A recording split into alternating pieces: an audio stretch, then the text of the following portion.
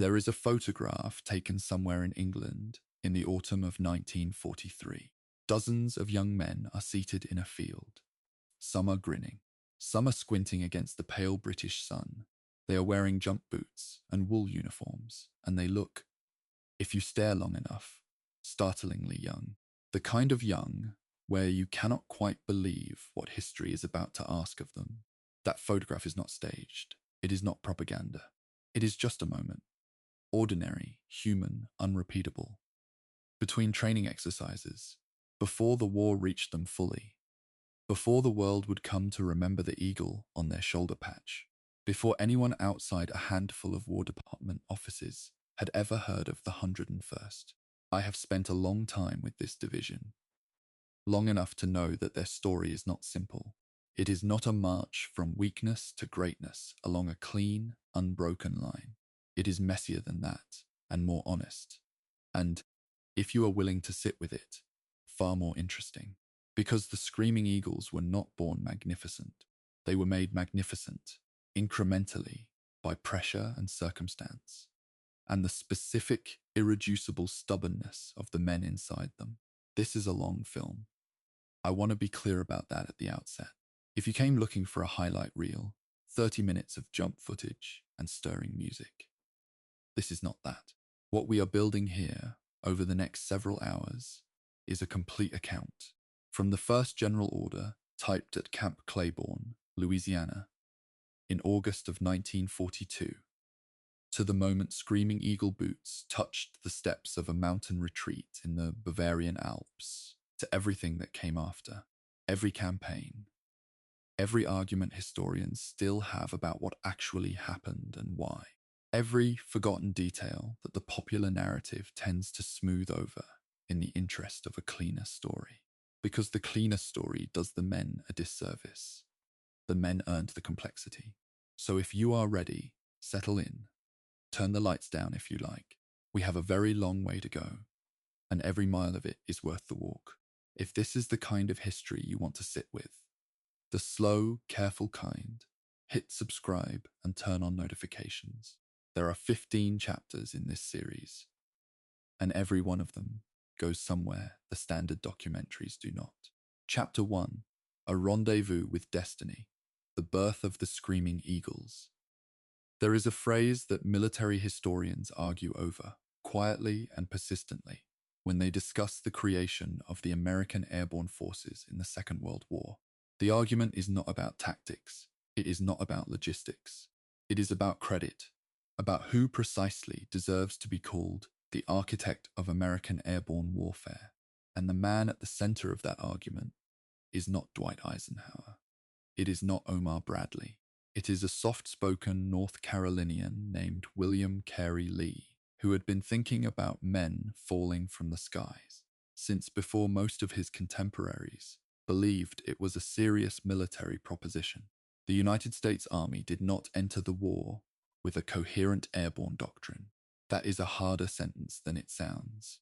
In the years between the wars, when European militaries, particularly the Germans and the Soviets, were experimenting aggressively with parachute formations and glider-borne infantry, the American military establishment was largely skeptical.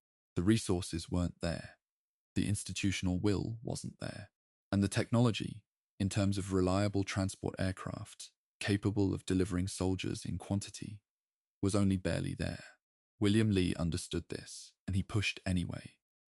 Slowly, carefully, through the grinding machinery of army bureaucracy, until the idea had enough momentum that the machinery itself could no longer stop it. The creation of the 101st Airborne Division on the 16th of August, 1942, at Camp Claiborne, Louisiana, did not happen in a vacuum. The Army had already been experimenting with smaller parachute units, battalions and provisional groups, and Lee had been at the center of most of that experimentation.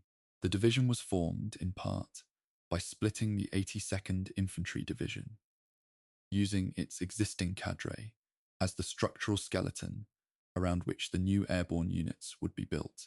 This is a detail that matters more than it might seem. because it means the 101st did not begin from nothing. It began from something, an organizational memory, a set of relationships, a collection of experienced non-commissioned officers who knew how a division was supposed to function, even if no one had ever done it from the air before. When Lee addressed his newly assembled division on the 19th of August, 1942, he said something that men would repeat, carve into plaques, and yell while leaping from aircraft doors for the next 80 years. He told them, "The 101st Airborne Division, which was activated at Camp Claiborne, Louisiana, has no history, but it has a rendezvous with destiny." Historians sometimes treat that statement as pure rhetorical theatre, a general performing gravitas for his audience. But read the full context. Lee was addressing a division that had, at that moment, exactly one parachute infantry regiment, the 502nd, and two glider regiments. He was addressing men who had no combat record, commanding a concept that the broader army still regarded with measured suspicion. That phrase was not theatre. That phrase was a promise, made under considerable uncertainty, by a man who had staked his professional reputation on an idea. The structure of the division in its earliest form is worth pausing on, because it tells you something about the ambition and the improvisation running through the whole enterprise simultaneously.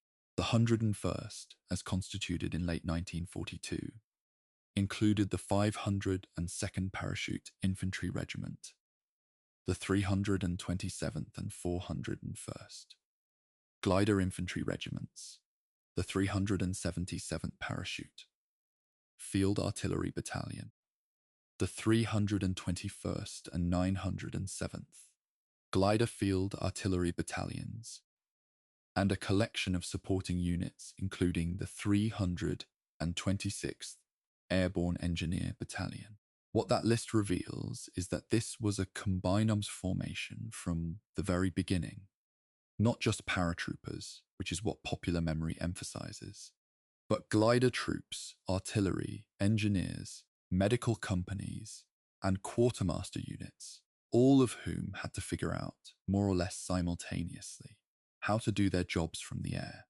The glider men, in particular, tend to be forgotten in the popular history of the 101st, which is a historiographical injustice that we will revisit throughout this film. In October of 1942, the division relocated from Camp Claiborne to Fort Bragg, North Carolina, and the serious work of training began. Fort Bragg in those months was a kind of controlled chaos, a place where theories about airborne warfare met the brutal reality of trying to train thousands of men simultaneously on equipment that was still being developed and refined. The C-47 transport aircraft was reliable but not spacious. The CG-4A glider could carry 13 combat-loaded soldiers plus crew, but it landed at speeds that pilots described, with deliberate understatement, as firm. Jump training meant weeks of physical conditioning, then practice exits from mock aircraft fuselages, then descents from 34-foot towers. Then, finally, 5 qualifying jumps from actual aircraft. All of this before a man earned his wings and was formally designated a paratrooper. The washout rate was not trivial. Men who could not meet the physical standard, or who could not control the fear of the door, left the program. The men who remained understood, at some level, that they had been selected not just by the army, but by themselves.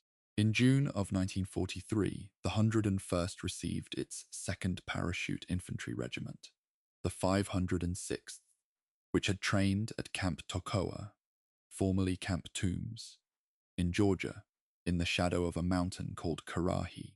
The 506th Training Regiment at Toccoa has become, largely because of the television series Band of Brothers, the most famous element of the 101st's pre-war history. The 3 miles up and 3 miles back up Karahi Mountain, the physical demands imposed by Colonel Robert Sink, the attrition that shaped a regiment before it had fired a single shot in anger, All of this is well documented and largely accurate in its broad strokes. What the television treatment necessarily compresses is the organizational context.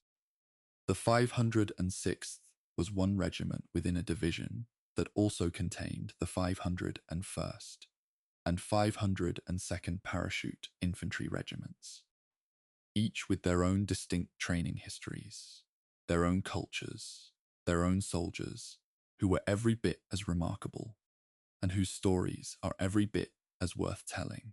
That summer of 1943, the division participated in large-scale Second Army maneuvers, exercises designed to test whether the airborne concept actually worked at the division level, under simulated combat conditions, against a thinking enemy.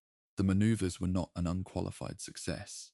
The problems they exposed: navigation errors during night jumps, communication failures between ground forces and drop zones, supply difficulties once troops were isolated behind enemy lines, were real problems, not theoretical ones. And the important thing is that the Army's response was not to abandon the concept. It was to catalogue the problems, argue about them in after-action reports, and attempt to solve them before the next iteration. This is the unglamorous machinery of military development. The iterative correction of errors under pressure before the errors become catastrophic. In September of 1943, the 101st Airborne Division sailed for England, arriving to begin the final phase of its preparation for a European war that was, by then, clearly coming to a climax. The division trained in Berkshire and Wiltshire, in the green English countryside, conducting exercises with British forces and refining the specific operational plans that would eventually become the D-Day Airborne Assault. And here the narrative encounters its first tragedy, not a battlefield tragedy, but a medical one. In February of 1944, Major General William C. Lee, the man who had conceived and built this division, suffered a severe heart attack. He was evacuated to the United States and would never command combat troops again.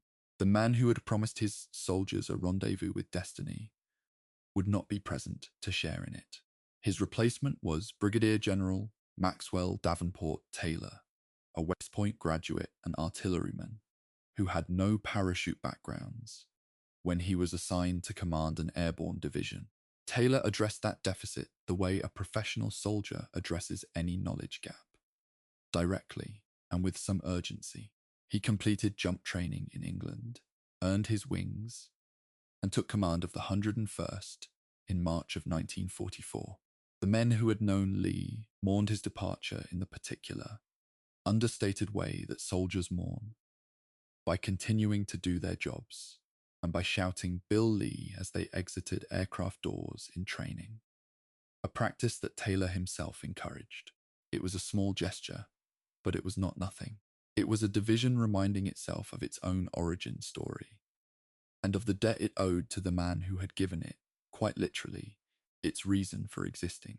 In the spring of 1944, with the greatest amphibious operation in human history now only weeks away, the Screaming Eagles were as ready as training could make them. What no training could fully replicate was what waited on the other side of that door. Chapter 2. The Men Who Would Jump: Structure, Culture, and the Anatomy of an Airborne Division. Before we can understand what the 101st Airborne Division did in combat, we need to understand what it actually was, structurally, culturally, and in terms of the specific military logic that governed how it was designed to fight. This is a chapter that popular military history frequently skips, because organizational diagrams are less cinematic than parachutes. But the structure explains the performance, and the performance only makes full sense if you understand the structure. So let us take the time. An airborne division in 1944 was fundamentally different from a standard infantry division in one critical respect. Its ability to project combat power had to be balanced, constantly and awkwardly, against the severe weight and volume constraints imposed by the delivery system. A parachutist could only carry what fit on his body and in his harness. A glider could deliver a jeep, or a small artillery piece, or a squad of heavily laden soldiers, but not all three simultaneously. The logistical calculus of airborne operations in the Second World War was therefore a permanent exercise in ruthless prioritization, deciding before every mission which capabilities were so essential that they justified the wait, and which would have to be improvised or done without. The 101st's three parachute infantry regiments, the 501st, 502nd, and 506th, were each composed of 3 battalions, each battalion containing 3 rifle companies plus a heavy weapons company. Each parachute infantry regiment had its own support elements, its own artillery liaison, its own particular organizational culture. The 502nd had the longest relationship with the division, having been part of it since activation. The 501st came from Camp Toccoa, like the 506th, but trained under Colonel Howard Johnson rather than Colonel Sink, and developed a somewhat different institutional temperament. The 506th, by 1944, carried with it the specific weight of the Toccoa training. 3 miles up, Currahee 3 miles back.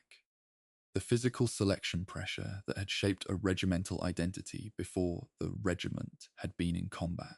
All 3 were elite formations by any reasonable standard, and all 3 would be needed on the 6th of June, 1944. The glider infantry element of the division, primarily the 327th Glider Infantry Regiment, and, in various configurations, elements of the 401st, performed a fundamentally different tactical role and operated under conditions that were in some respects more psychologically demanding than a parachute assault.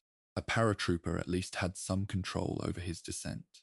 He could steer his canopy, read the ground, attempt to avoid obstacles. A glider soldier had none of that control. He sat in a fabric and plywood aircraft, towed at roughly 160 kilometers per hour by a powered transport, and when the tow rope was released, he was committed absolutely to whatever patch of ground the pilot selected, or was forced to use as a landing zone. Glider landings under combat conditions, with obstacles in the fields and anti-aircraft fire in the air, were genuinely dangerous in a way that is difficult to reconstruct from the statistical record alone. The men who flew in those gliders knew what they were risking, and they climbed aboard anyway. The division's artillery component deserves particular mention here, because it is frequently invisible in popular accounts focused on the rifle companies. The 377th Parachute Field Artillery Battalion operated the 75mm pack howitzer, a weapon specifically selected for its ability to be broken down, dropped in equipment bundles, and reassembled under field conditions. The pack howitzer's effective range and destructive power were more limited than the standard divisional artillery fielded by conventional infantry divisions. This was the permanent trade-off of airborne operations. You could get there faster, and you could get there in ways the enemy did not expect, but you arrived with less firepower and fewer supplies than a formation that travelled by road. The 101st Artillerists spent the better part of 2 years becoming expert at maximizing the performance of weapons that were, by design, a compromise. That expertise, built quietly in training fields in North Carolina and England, would matter enormously in Normandy. The 326th Airborne Engineer Battalion was another formation that received far less attention than the rifle regiments, despite performing work that was tactically essential and physically grueling. Airborne engineers in the Second World War were not primarily bridge builders in the conventional sense. They were demolitionists, obstacle clearers, and improvisers. Their job was to deny the enemy the use of infrastructure that could be used to move reinforcements to the battle. while simultaneously creating or maintaining routes that the division's own soldiers could use to maneuver. In Normandy, this meant working under fire, with limited equipment, against obstacles that had not always appeared on the planning maps. The engineers were, in the literal sense, the men who shaped the physical battlefield, and they did so with tools and materials that had been dropped from the sky, which meant they arrived with what they had and improvised everything else. The medical company of the 101st deserves its own chapter in the full history of this division, though this documentary can only gesture at what that chapter would contain. Airborne medical personnel in 1944 operated under a specific and brutal constraint. They could not be evacuated by air during an ongoing airborne operation, because the aircraft that had delivered the division had returned to England. The surgeon and his staff were, in the combat phase of any airborne mission, as cut off from the conventional medical system as the riflemen they were treating. They worked with the supplies they had jumped in with, in buildings that had been converted to aid stations by necessity rather than design, under conditions of unpredictable danger. The men of the 326th Airborne Medical Company in Normandy and later in Belgium performed work that the military medical literature has analysed at length. But analysis is a poor substitute for appreciation. The culture of the 101st, the specific social texture of the division, the way its soldiers thought about themselves and about their purpose, was shaped by several overlapping factors. The physical selection process created a genuine, demonstrable pride in having passed a standard that many others had not. Jump wings were not decorative. They were evidence of something completed under real pressure. The jump boots, which paratroopers were authorized to wear, bloused with their trousers tucked in a style that distinguished them visually from conventional infantry, were not vanity. They were a uniform signal of membership in a specific community.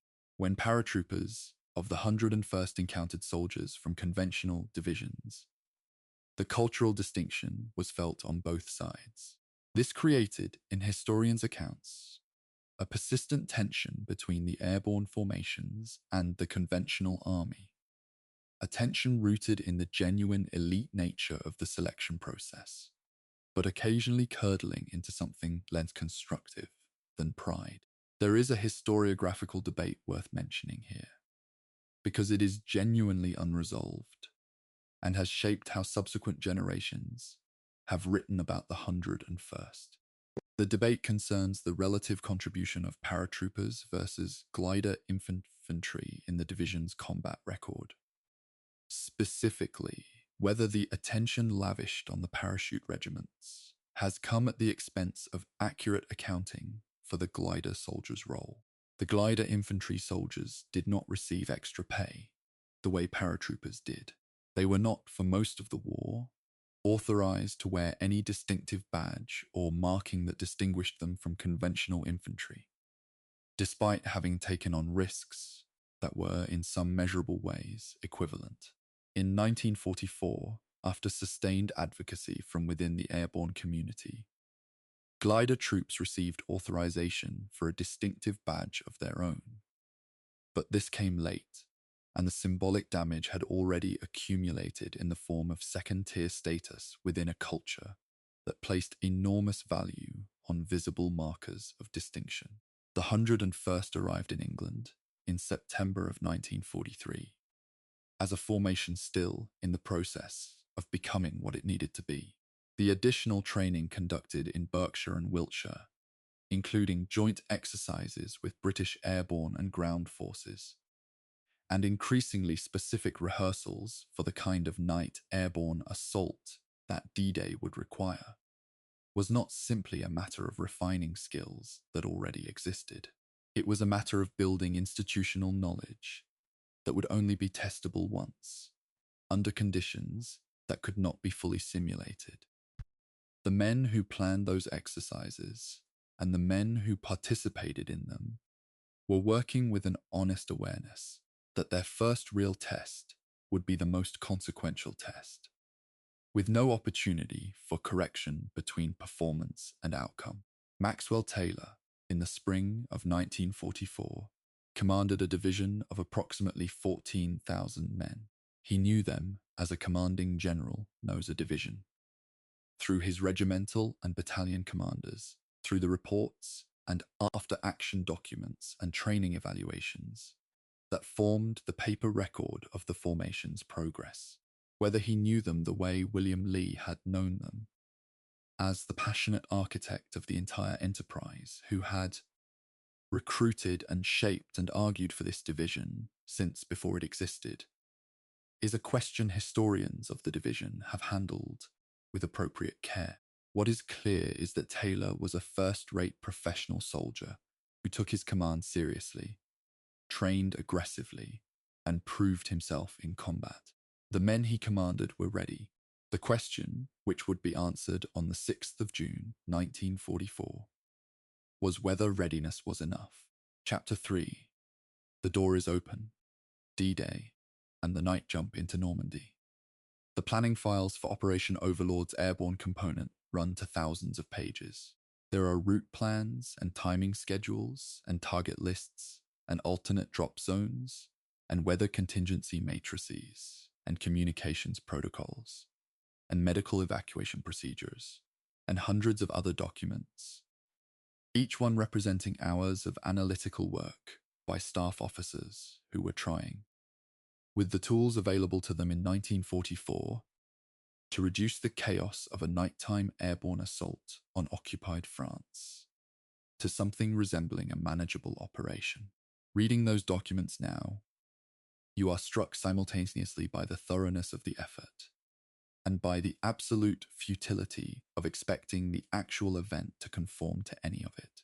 Because what the planning files cannot account for, what no planning file has ever successfully accounted for, is the weather, the human body under extreme stress, the tendency of large formations of aircraft to drift in darkness, and the essential, irreducible unpredictability of a defended enemy who is also making decisions.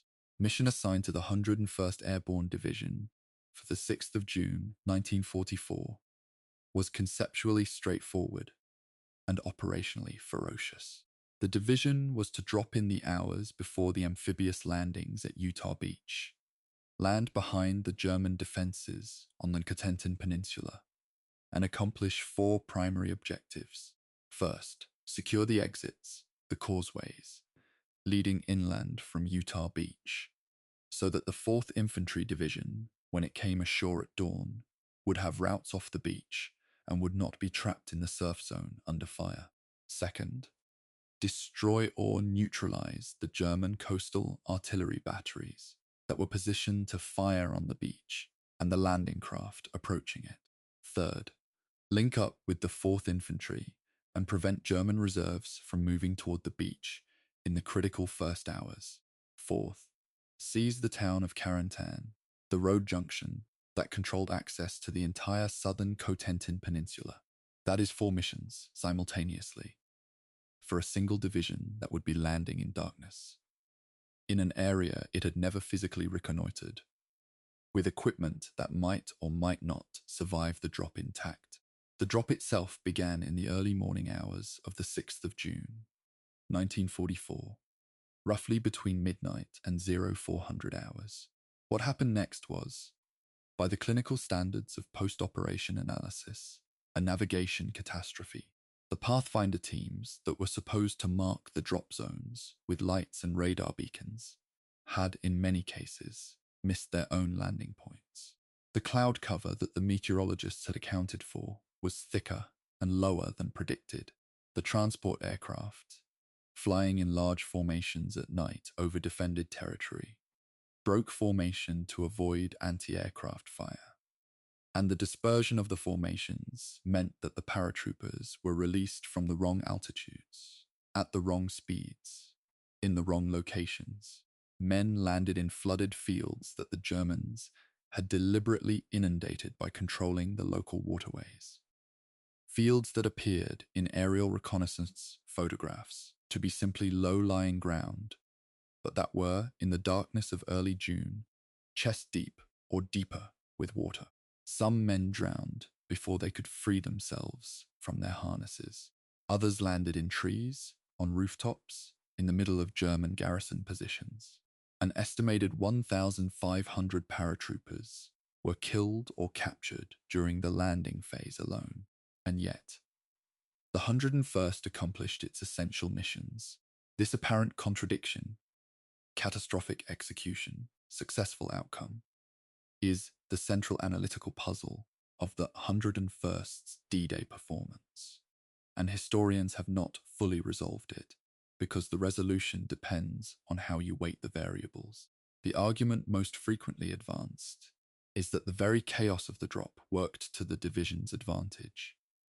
Because paratroopers landed across an area far larger than the planned drop zones, the German defenders were simultaneously attacked from multiple directions, by small groups of men operating with no reliable communication and following no coordinated plan, and the confusion this generated in the German command system was more operationally significant than any single unit's failure to land on its designated spot.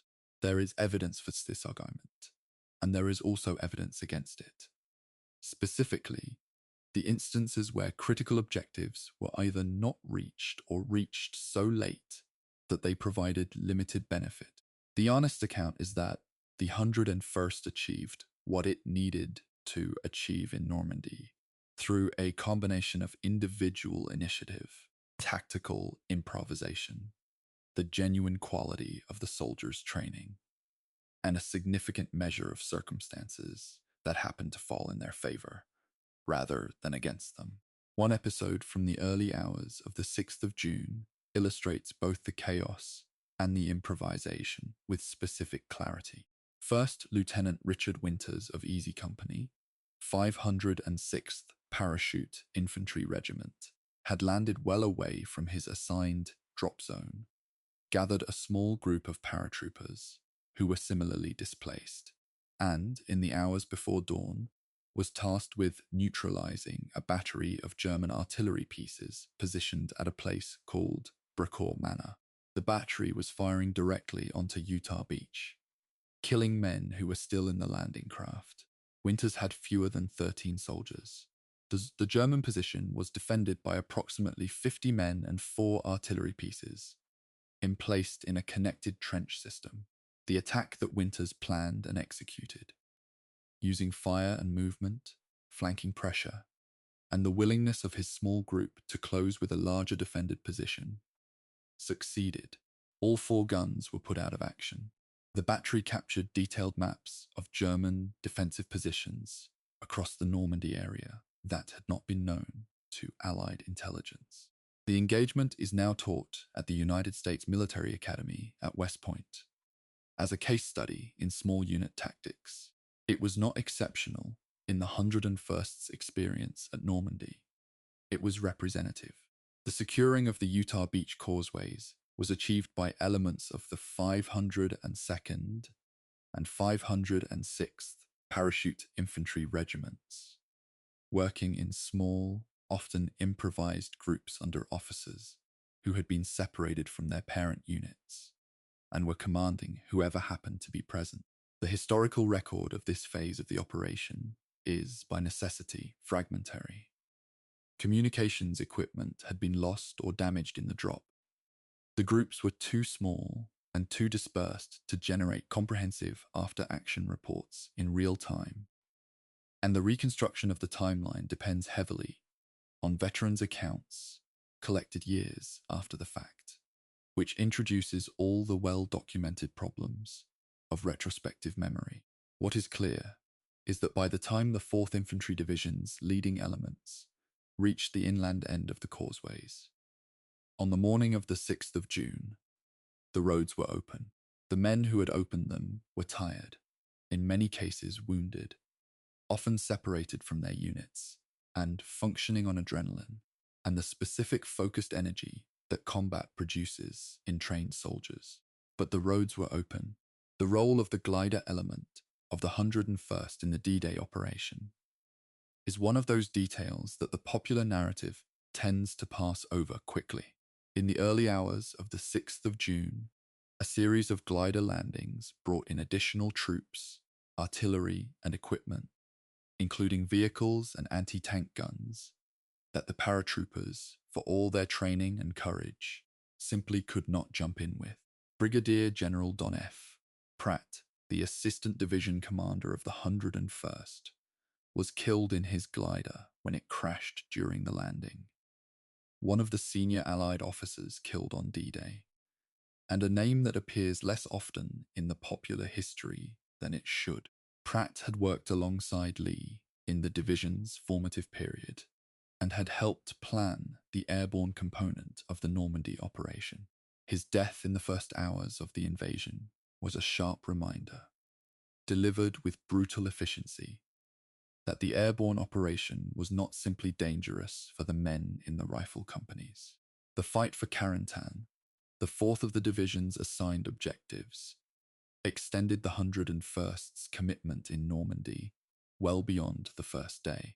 The town controlled the junction between the Utah and Omaha Beach sectors, and its capture was essential to linking the two Allied beachheads into a continuous front.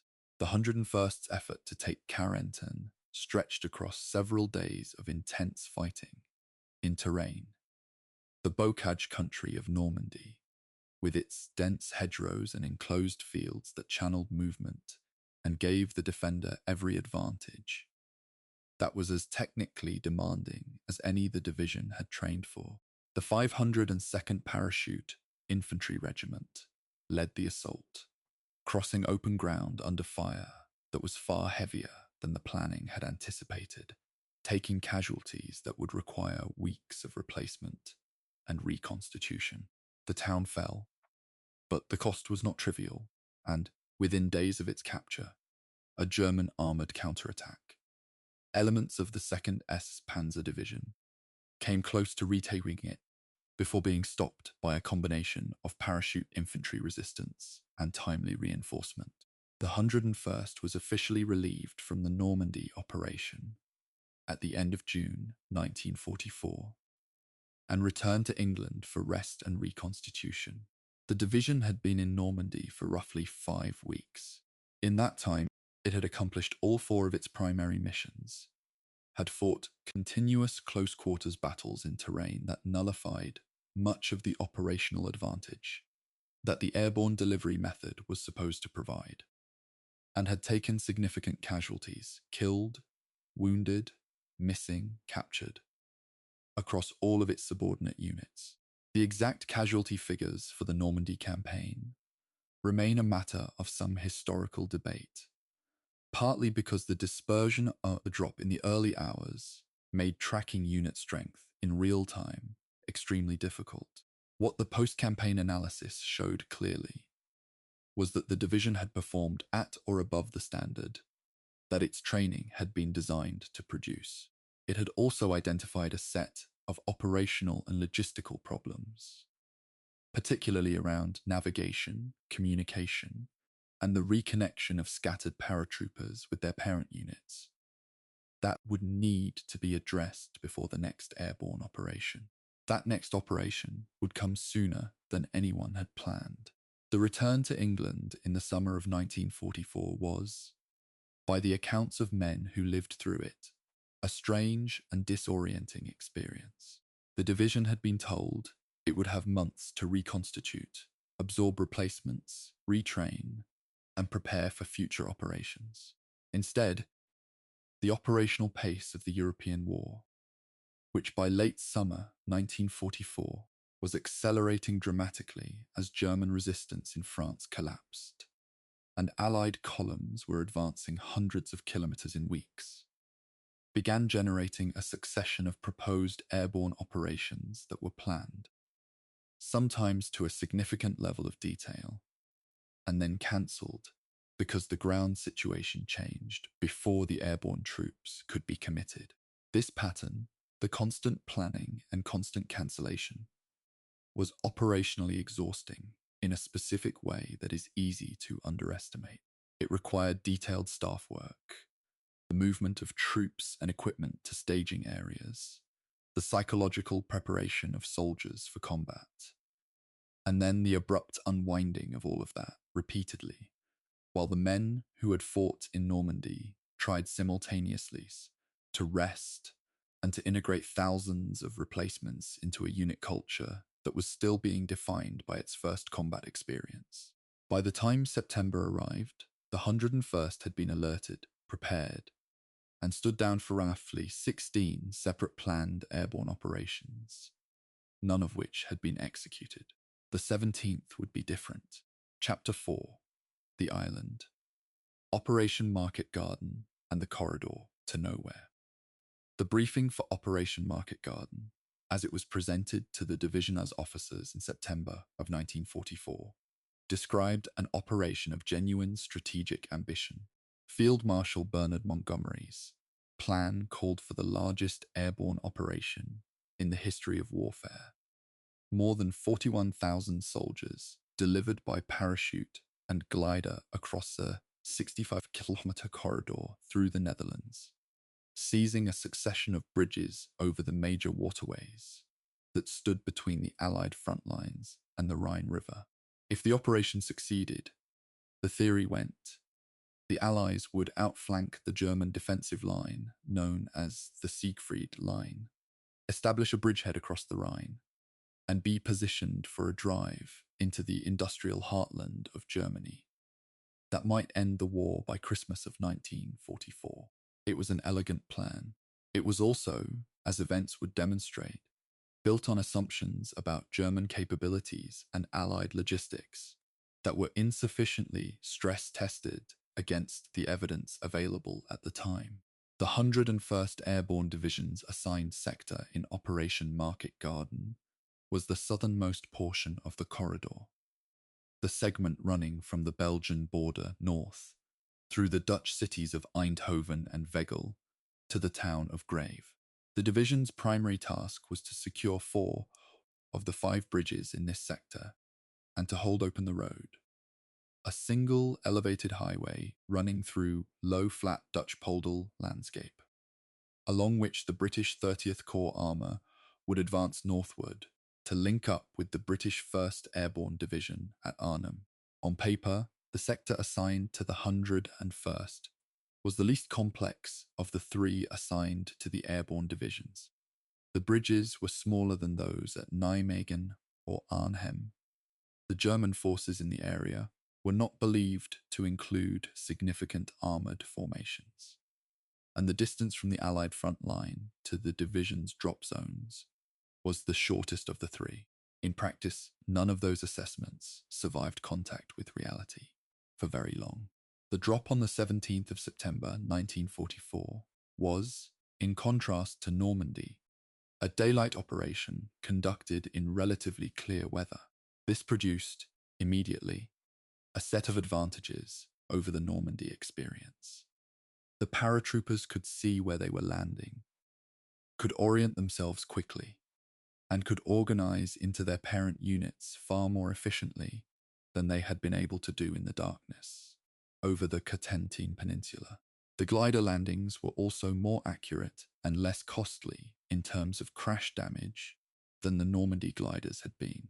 The overall execution of the initial drop was, by the standards of Second World War airborne operations, competent and effective. Within hours of landing, elements of the 506th had reached the outskirts of Eindhoven, and the critical bridges at Veghel were secured. The division had, in its initial execution, performed well. The problems began on the second day. The German military's response to the Allied airborne landings was faster and more coordinated than the planning had assumed. German commanders in the Netherlands were able to identify the nature of the operation relatively quickly.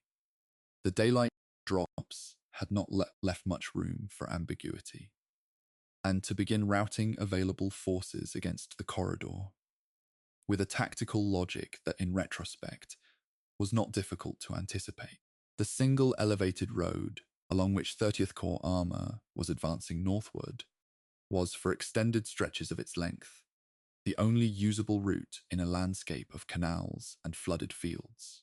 It was, in military terminology, a choke point of the most unambiguous kind, and the German response focused on the choke point, cutting the road at multiple locations simultaneously, forcing the 101st to spread its resources across a lengthening defensive commitment rather than pushing northward with the British paratroopers at Arnhem.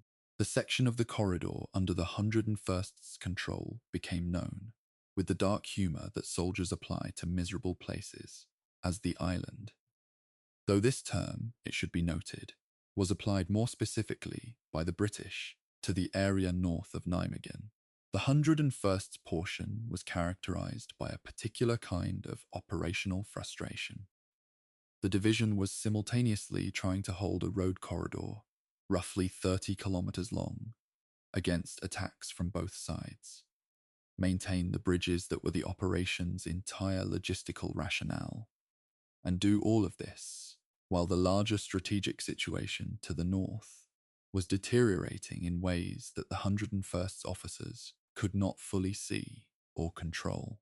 When the road was cut, and it was cut multiple times, the 30th Corps advance halted. When it was reopened, the advance resumed.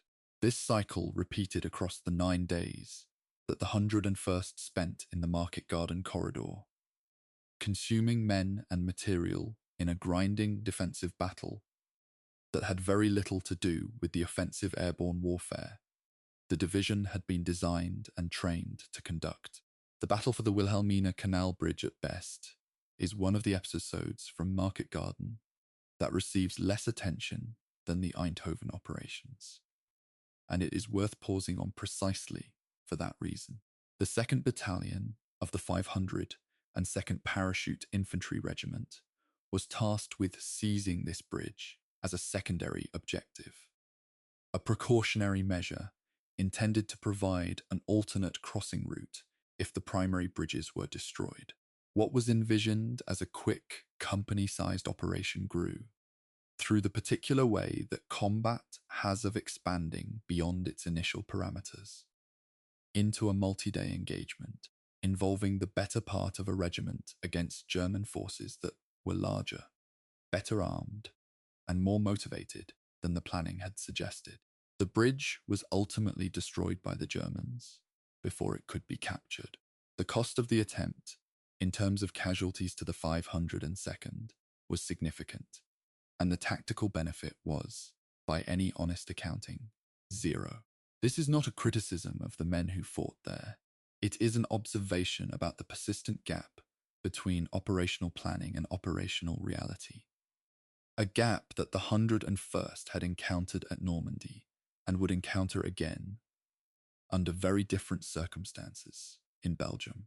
The 9 days of Market Garden left the 101st in a position that required careful assessment. The division had accomplished its primary assigned tasks. The critical road bridges in its sector had been captured and mostly held. The corridor through which 30th Corps had advanced had been maintained, at significant cost, for long enough that the ground forces could have reached Arnhem.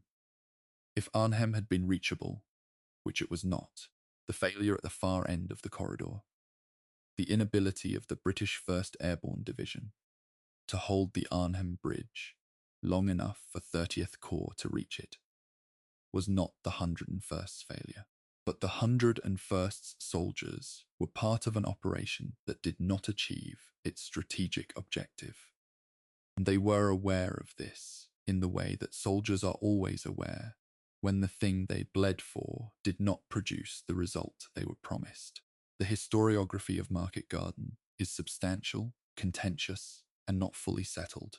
The question of why the operation failed has generated argument for 8 decades, touching on the quality of Allied intelligence, which identified German armoured forces in the Arnhem area before the operation, but whose warnings were not adequately acted upon, the logistical constraints on the Allied advance, which made a simultaneous broad front advance and a concentrated thrust northward essentially incompatible, and the fundamental operational concept of a single narrow corridor unsupported by operations on its flanks. These are arguments about command decisions made at levels far above the 101st Airborne Division, and they are arguments for another film. What this film is concerned with is what the division's soldiers experienced in the 9 days of that corridor fight, and what they carried with them into the winter that was already approaching as they came off the line and moved back toward Belgium.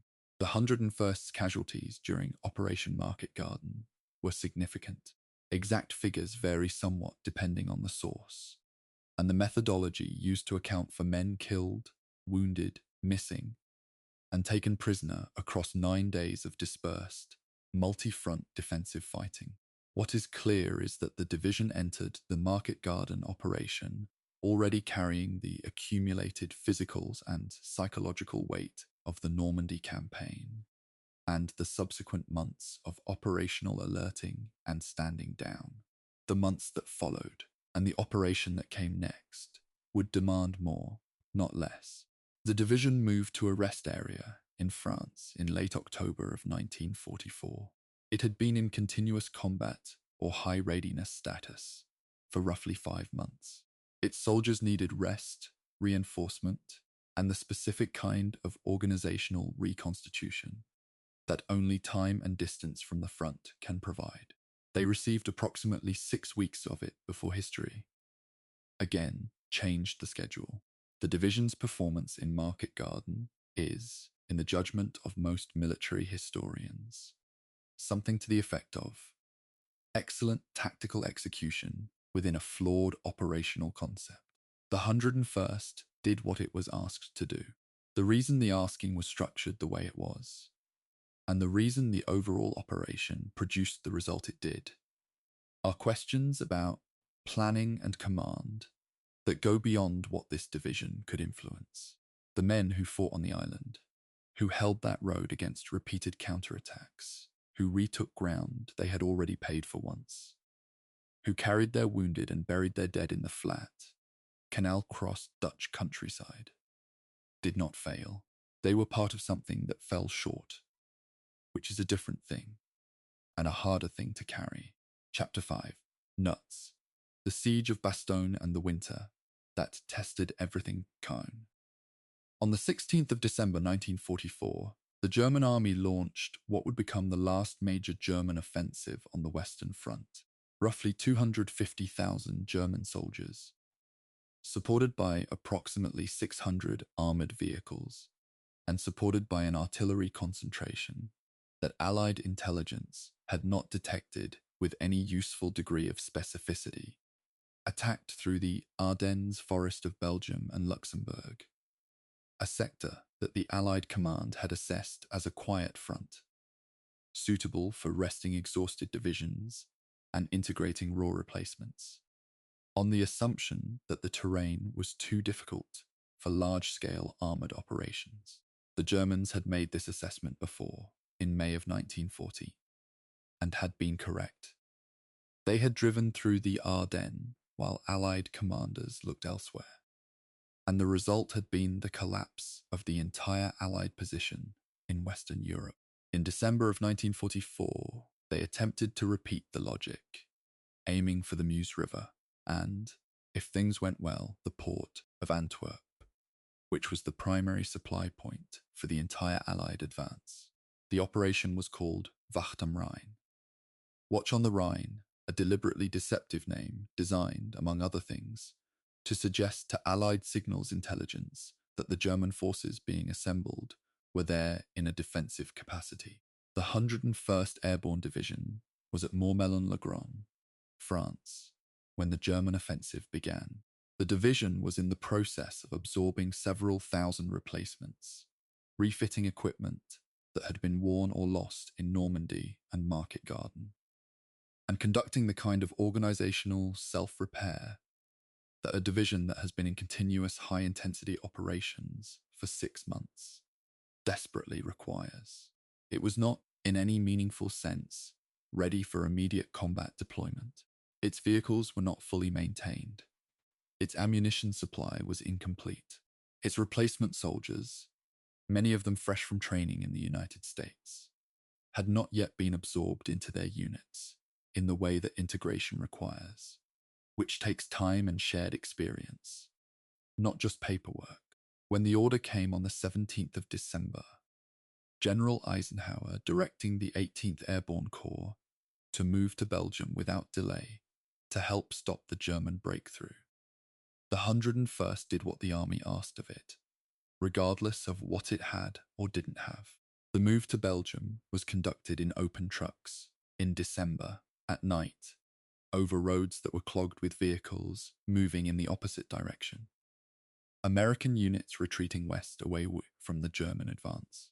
The soldiers of the 101st rode roughly 160 kilometers in the back of open transport trucks in sub-zero temperatures, with equipment that was incomplete, alongside a flow of traffic that was going the other way, and they were being told that their destination was a town called Bastogne, which stood at the center of a road network so critical that control of it would determine whether the German offensive could maintain its momentum or would be channeled and eventually halted. The soldiers in those trucks did not know all of this. They knew it was cold, and the trucks were open, and the men passing them going west were not smiling. And whatever was ahead was bad enough to generate that particular quality of silence that moves through a column of men when the situation is genuinely unclear. Bastogne sat at the junction of 7 major roads in the Ardennes. Any army trying to move armor through that part of Belgium could not easily bypass it. The terrain forced convergence on those roads, which meant that whoever held Bastogne controlled the operational tempo of the entire sector. The German planners knew this. The American planners knew this. The race to Bastogne, in the first days after the 16th of December, was a race that the 101st won by the narrowest of margins, arriving and establishing a defensive perimeter just ahead of the German armoured spearheads. Had the Germans arrived first? Had the timing been different by even a matter of hours, the subsequent battle would have been very different. This is one of those counterfactual questions that military historians handle with appropriate caution, because the answer depends on variables that cannot be precisely measured after the fact. What can be said with confidence is that the margin was narrow, and the 101st knew it. By the 20th of December, Bastogne was surrounded. The German forces had bypassed the town on both sides, completing an encirclement that cut every road leading in or out. The 101st, under the command of Brigadier General Anthony McAuliffe. Maxwell Taylor was away in Washington at the time, and McAuliffe was the senior officer present, was now responsible for defending a perimeter of roughly 16 kilometers against German forces that outnumbered and outgunned them in most categories that conventional military analysis uses to assess relative strength. The division had arrived at Bastogne with inadequate ammunition, limited food, and virtually no winter clothing for soldiers who were fighting in temperatures that dropped, on some nights, well below freezing. The medical situation was difficult from the first days, and became genuinely critical as casualties mounted and supplies ran short. The division's surgeons were working in conditions that required improvisation, at a level that went substantially beyond what their training had prepared them for. The weather, which had been overcast since the beginning of the German offensive, and which had therefore grounded Allied tactical air support, a factor that contributed materially to the initial German success, since Allied air power had become a critical element of the Western Front's tactical balance, remained closed until the 23rd of December. When the skies cleared, the resupply situation changed almost immediately. Airdrops of ammunition, food, and medical supplies began arriving on the 23rd, and the continuous presence of Allied fighter bombers over the battlefield changed the operational calculus for the German armoured forces attempting to press the encirclement. This is not to say that the air support resolved the crisis by itself. It did not, but it altered the balance in ways that mattered, and the paratroopers inside the perimeter knew it. The first clear day after a week of overcast skies was received, by accounts from men who were there, with something that combined relief and vindication in equal measure. The German demand for surrender arrived on the 22nd of December, carried by a four-man German delegation under a flag of truce to the 101st Command Post. The document was formal and, in its way, not unreasonable. It noted the encirclement, acknowledged the hopelessness of the American position, and offered honourable surrender terms. Anthony McAuliffe's response, a single handwritten word, nuts, communicated through the German delegation back to the German command, has become one of the most quoted one-word communications in American military history. Historians have occasionally debated whether the response was strategically wise, whether it foreclosed options that might have been useful to preserve, and what it meant in terms of the command climate inside the perimeter. These debates are in the end somewhat beside the point. The response reflected a command assessment, accurate as it turned out, that the position was not, in fact, hopeless, and that the psychological cost of surrendering would be greater than the cost of continuing to hold. It was also, regardless of its strategic merits, a statement that the men inside the perimeter understood immediately and responded to with the specific energy that soldiers produce when they believe their commander means what he says. The relief of Bastogne came on the 26th of December, when the leading elements of General George Patton's Third Army, specifically the 4th Armoured Division, broke through the German encirclement from the south. The relief has generated, in the decades since the war, a persistent narrative dispute that the veterans of the 101st have addressed consistently and in one direction. The division did not need to be rescued, because it was not about to be overrun. It needed resupply, it needed relief, it needed the perimeter to be reopened so that the wounded could be evacuated and the exhausted men could be rotated off the line.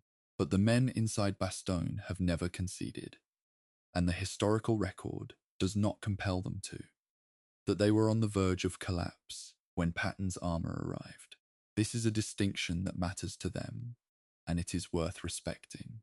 The battle for Bastogne and the broader Ardennes campaign, of which it was the central episode, continued for weeks after the 26th of December. The 101st participated in the subsequent offensive operations that pushed the German forces back from their maximum penetration, recapturing villages they had been forced to abandon in the initial encirclement. Foy, Norville, and others. The last German shells fell on Bastogne on the 15th of January 1945, though fighting in the broader region continued for another 10 days.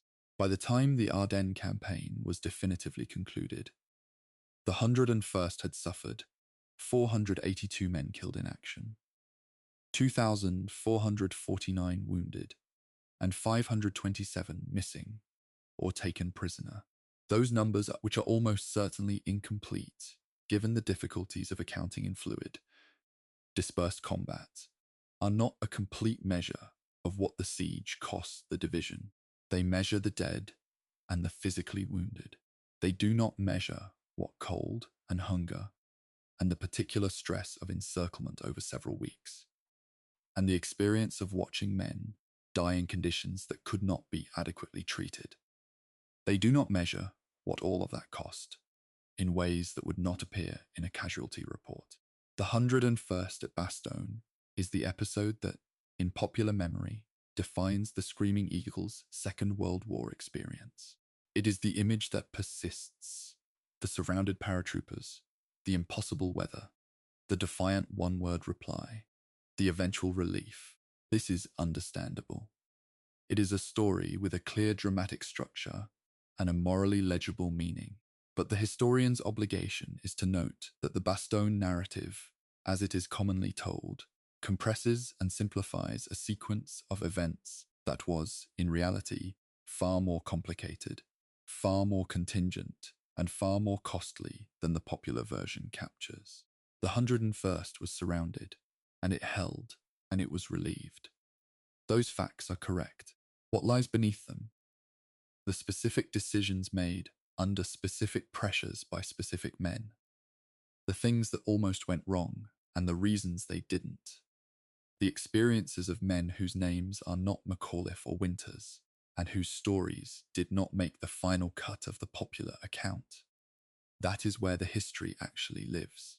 Chapter 6. Through the Reich. From the Rhine to the Eagle's Nest. By the end of January 1945, the 101st Airborne Division had been in continuous combat, or immediate operational readiness, for longer than almost any other American division in the European theatre. The Ardennes campaign had extracted from the division not just casualties, but something harder to quantify. A kind of accumulated institutional exhaustion that affects organizations the way chronic stress affects individuals. Gradually, invisibly, in ways that only become visible when the next crisis arrives, and the response is slower or more erratic than it should be. The 101st was not broken. It was not even, by the standards that the army applied in 1945, considered unfit for operations, but it was carrying a weight that the casualty figures alone do not capture, and the men inside it knew this, even when the reports going up the chain of command did not say so in those terms. The period between the end of the Ardennes campaign and the final operations of the European war was characterized, for the 101st, by a transition from the defensive fighting that had defined its experience since Bastogne, back toward the kind of aggressive, mobile offensive operations that an airborne division was, in theory, designed to conduct. The German defensive position in the West was deteriorating rapidly in the early months of 1945. The Rhine crossings achieved by Allied forces in late February and early March of 1945, particularly the seizure of the Remagen Bridge by elements of the 9th Armoured Division, opened the way for a rapid advance into the German heartland that no defensive line could realistically halt. Chapter 7. Through the Reich. From the Rhine to the Eagle's Nest. There is a particular quality to the final weeks of a collapsing empire that is difficult to render accurately in documentary form, because it contains contradictions that resist clean resolution. The Third Reich in the spring of 1945 was, simultaneously, a military structure that was objectively finished, its armies shattered, its fuel reserves exhausted, its command system fragmented by Allied air power and the accumulated catastrophes of 4 years of strategic overextension, and a political organism that was still, in pockets, generating the specific violence of a system that refuses to acknowledge its own ending. The 101st Airborne Division moved into that contradiction in February of 1945. And what it found there was both less and more than the end of the war that its soldiers had been promised. The division moved from its positions in the Ardennes into a reserve role in late January and early February of 1945. The first extended period of relative operational rest the organization had experienced since leaving England the previous summer. The replacements who had been partially integrated before Bastogne now had time to complete that integration, to learn the names and habits and quirks of the veterans around them, to absorb the specific institutional knowledge that does not transfer through official channels, but only through proximity and shared experience. This process, which military sociologists call cohesion building, and which soldiers call learning to trust the man next to you, is not quick and it is not comfortable. It involves the veterans deciding, largely through observation and small tests, whether the new men can be trusted with their lives, and it involves the new men deciding the same thing about the veterans. The division that emerged from this period was not the same organization that had gone into Bastogne. It never could be, but it was, in the judgment of its commanders, ready for what came next. In February of 1945, the 101st moved to the Alsace region of France, where it conducted a series of operations as part of the broader Allied effort to clear the west bank of the Rhine. These operations, methodical, grinding, conducted in terrain that rewarded the defender and punished the attacker, were not the kind of dramatic engagements that make it into the popular history of the war's final phase. They were the operational equivalent of finishing work, clearing pockets of German resistance that had been bypassed by the main Allied advance, securing river crossing sites, maintaining pressure on German forces that could not be reinforced, but had not yet been destroyed. The 101st performance in this phase was competent and professional in ways that deserve acknowledgement, precisely because they were unspectacular. Competent, professional work under dangerous conditions is what armies are for. The Rhine crossings of late February and early March of 1945. The moment when Allied forces finally breached what the Germans had maintained as their last defensible major water barrier in the West, opened a phase of the European war that moved with a speed that surprised even the Allied commanders who had planned for rapid exploitation. German formations that had held cohesion under the most extreme pressures in Normandy, Market Garden, and the Ardennes began to disintegrate under a combination of physical exhaustion, supply failure, and the psychological weight of fighting a war whose outcome was no longer in realistic doubt. Units that had fought tenaciously in defensive positions through the winter now surrendered in formations of hundreds, and then thousands, their command structures gone, their supply lines cut, their soldiers finally conceding what the strategic reality had been asserting for months. The 101st crossed the Rhine and entered Germany in April of 1945 as part of a broad Allied advance that was simultaneously pushing eastward toward Berlin and southward into Bavaria and Austria. The division's route took it through southern Germany. The Bavarian landscape of deep forests, mountain approaches, and small towns whose relationship to the war varied from active commitment to exhausted passivity. The advance was not without resistance. German formations that maintained cohesion, SS units in particular, and some Wehrmacht formations whose officers had calculated that surrender was a worse outcome than continued fighting, remained capable of inflicting casualties on Allied units that moved without adequate caution. The 101st veterans, who had learned caution at considerable cost in Normandy and Bastogne, were not inclined to approach the final weeks of the European war with less discipline than they had applied to its earlier phases. Soldiers who had survived this long were not going to die to carelessness in Bavaria in April. The operational objective that gives this chapter its most vivid reference point was Berchtesgaden, the Bavarian mountain retreat that had served as Adolf Hitler's personal residence and had, over the course of the war, become a symbol of the regime's geography of power. The Eagle's Nest, the Kelstein House, which had been built as a 50th birthday gift to Hitler in 1939 at an altitude of roughly 1,800 meters, was not a military objective in any conventional sense. It was a symbolic one.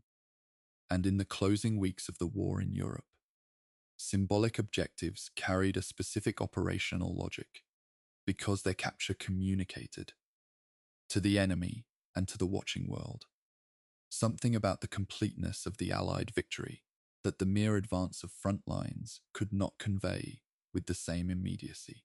The race to Berchtesgaden involved not only the 101st, but also elements of the French army and other American formations, and the historical record of who got there first, and when and under what exact circumstances has been the subject of more debate than the military significance of the objective perhaps warrants. Elements of the 506th Parachute Infantry Regiment reached Berchtesgaden on the 4th of May, 1945. What they found there was not the administrative precision of an intact military installation. What they found was the detritus of a regime in the final stages of physical dissolution. Documents abandoned, wine cellars emptied, or still full depending on the location. Personal effects left by officials who had departed in varying degrees of haste, and a physical structure, the buildings of the Verhoef complex, that had been severely damaged by Royal Air Force bombing raids in late April. The soldiers of the 506th who moved through those rooms were not tourists or archaeologists. They were soldiers securing an objective, which they did with the professional efficiency that characterized the division's performance throughout its combat history. The meaning of what they were walking through, the specific historical weight of the place, would accumulate over the years that followed. In the final days of the European War, the 101st Airborne Division also participated in the liberation of a number of concentration camps, subcamps, and forced labor sites in the Bavarian region. These encounters, which have been documented in the division's official records and in the accounts of veterans who participated, confronted the soldiers of the 101st with the specific reality of what the regime they had been fighting against had been doing, systematically and at scale, to civilian populations throughout occupied Europe. The response of the soldiers who made these discoveries, recorded in letters, diaries, official reports, and the post-war testimonies collected by historians and memorial institutions, was uniform in its essential character: shock, followed by a kind of cold, focused anger that did not require any particular political framework to explain or justify. What they were seeing required no interpretation.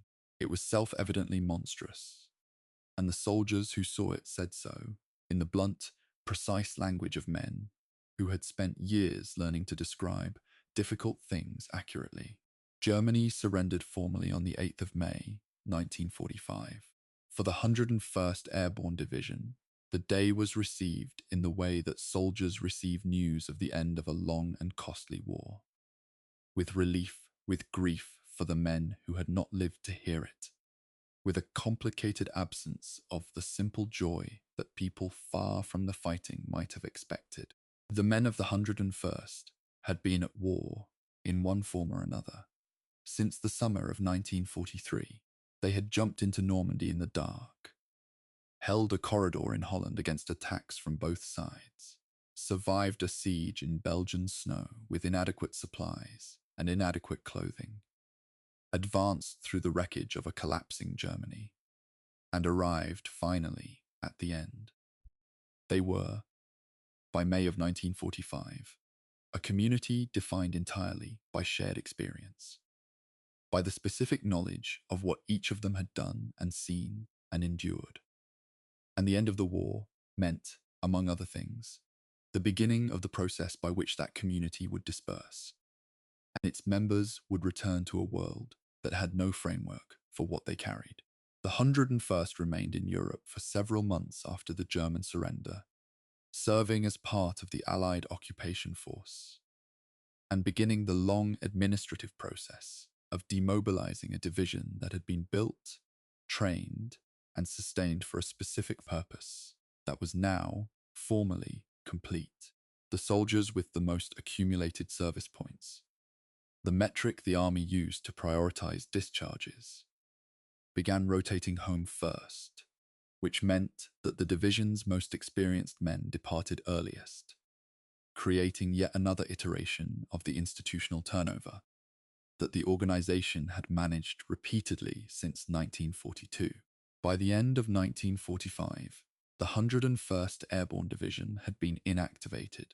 The eagle on the shoulder patch, the rendezvous with destiny that William Lee had promised in a Louisiana field in August of 1942, All of it was, for the moment, folded up and stored, along with the equipment and the records, and the organizational structure that had carried it. The men went home, the division waited. Chapter 8. What they carried home. The veterans, the memory, and the record. The soldiers who returned from the European theatre in the summer and autumn of 1945 came home to a country that was simultaneously intensely grateful and genuinely unequipped to understand what they had experienced. This is not a critique of the American public of 1945. It is an observation about the structural reality of combat experience and its communication. The fundamental difficulty of conveying to people who were not present the specific texture of what it was like to live inside an airborne operation, or a siege, or the particular kind of fear and cold and hunger that Bastogne had produced in combination. The veterans of the 101st, like veterans of every other formation that came home from the Second World War, faced a translation problem that had no clean solution. The language available to them was inadequate. The frameworks available to their audiences were insufficient. So most of them did what most veterans do. They compressed what they carried into the smallest space possible, and they got on with their lives. The immediate post-war years were not, for the veterans of the 101st, a time of institutional attention or organized remembrance. The war was over. The army was demobilizing at a speed that the administrative bureaucracy could barely manage, and the 101st was inactivated rather than maintained as an active formation, reflecting the Army's assessment, reasonable enough in the autumn of 1945, that the specific conditions that had made airborne warfare central to the European campaign might not recur, or might recur in forms that required a different organizational structure. The veterans went home to the GI, Bill to college and trade school, and farms and factories, to marriages and children, and the specific project of building a post-war life that most of them had spent the last several years not being entirely sure they would survive to build. The division's records were filed. The war diaries were archived. The patch went into a drawer. The oral history of the 101st Second World War experience began to be systematically collected almost immediately after the war ended by historians at the Army's Historical Division, who understood that the memories of participants were a perishable resource. The interviews conducted in the late 1940s and 1950s captured details that would not have been available from the official documents alone. The texture of individual experience, the small tactical decisions that never made it into formal reports, the accounts of what it felt like, in the most specific physical and psychological sense, to do what these men had done. Some of those oral histories remained in archives for decades before they were fully processed and made available to researchers. Others were quoted in unit histories and operational analyses that circulated primarily within the professional military community. The broad public did not, for the most part, encounter the detailed history of the 101st until much later.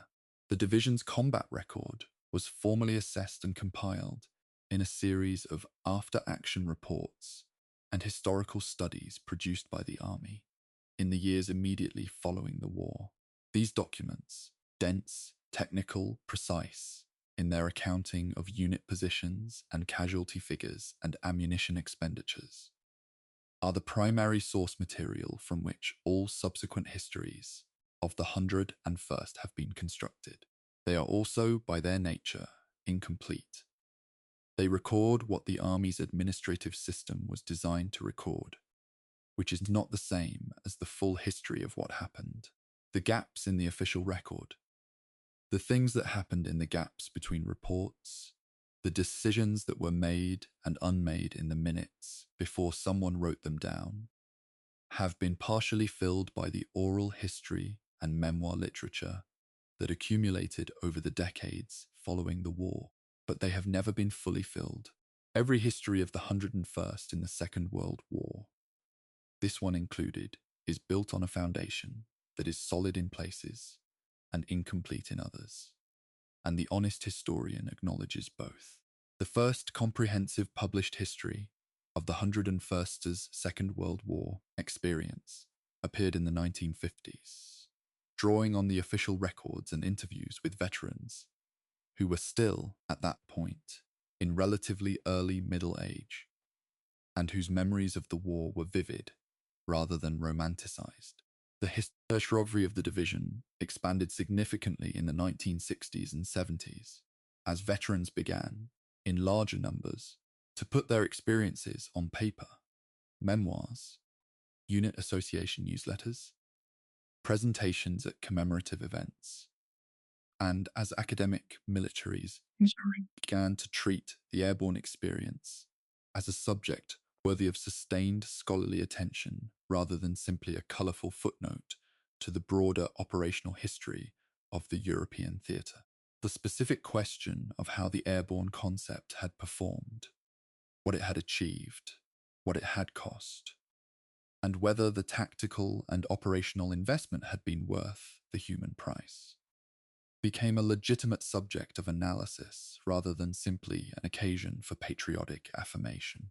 The relationship between the 101st Airborne Division's veterans and the public memory of the war went through a specific and identifiable transition in the 1980s and 90s, as the generation that had fought the war entered its 60s and 70s and began, with increasing urgency, the work of ensuring that the record was preserved before it could no longer be collected from living witnesses. The oral history projects conducted at universities, at the Library of Congress, at the United States Army Military History Institute, and by independent researchers accumulated a body of primary source material that constitutes, in aggregate, one of the richest documentary records of any military formation in the Second World War. The veterans of the 101st were, as a group, notably willing to participate in these projects, partly, perhaps, because the division's identity had always included a strong sense of its own historical significance, rooted in the rhetorical foundation that William Lee had laid in August of 1942. The publication of Stephen Ambrose's Band of Brothers in 1992 marked a transition point in the public consciousness of the 101st's Second World War history. The book focused specifically on Easy Company of the 506th Parachute Infantry Regiment, and it drew heavily on oral history interviews with surviving members of the company to reconstruct their experience from Toccoa through Berchtesgaden. Ambrose was a skilled popular historian, and his reconstruction of Easy Company's experience was compelling, readable, and broadly accurate in its major elements.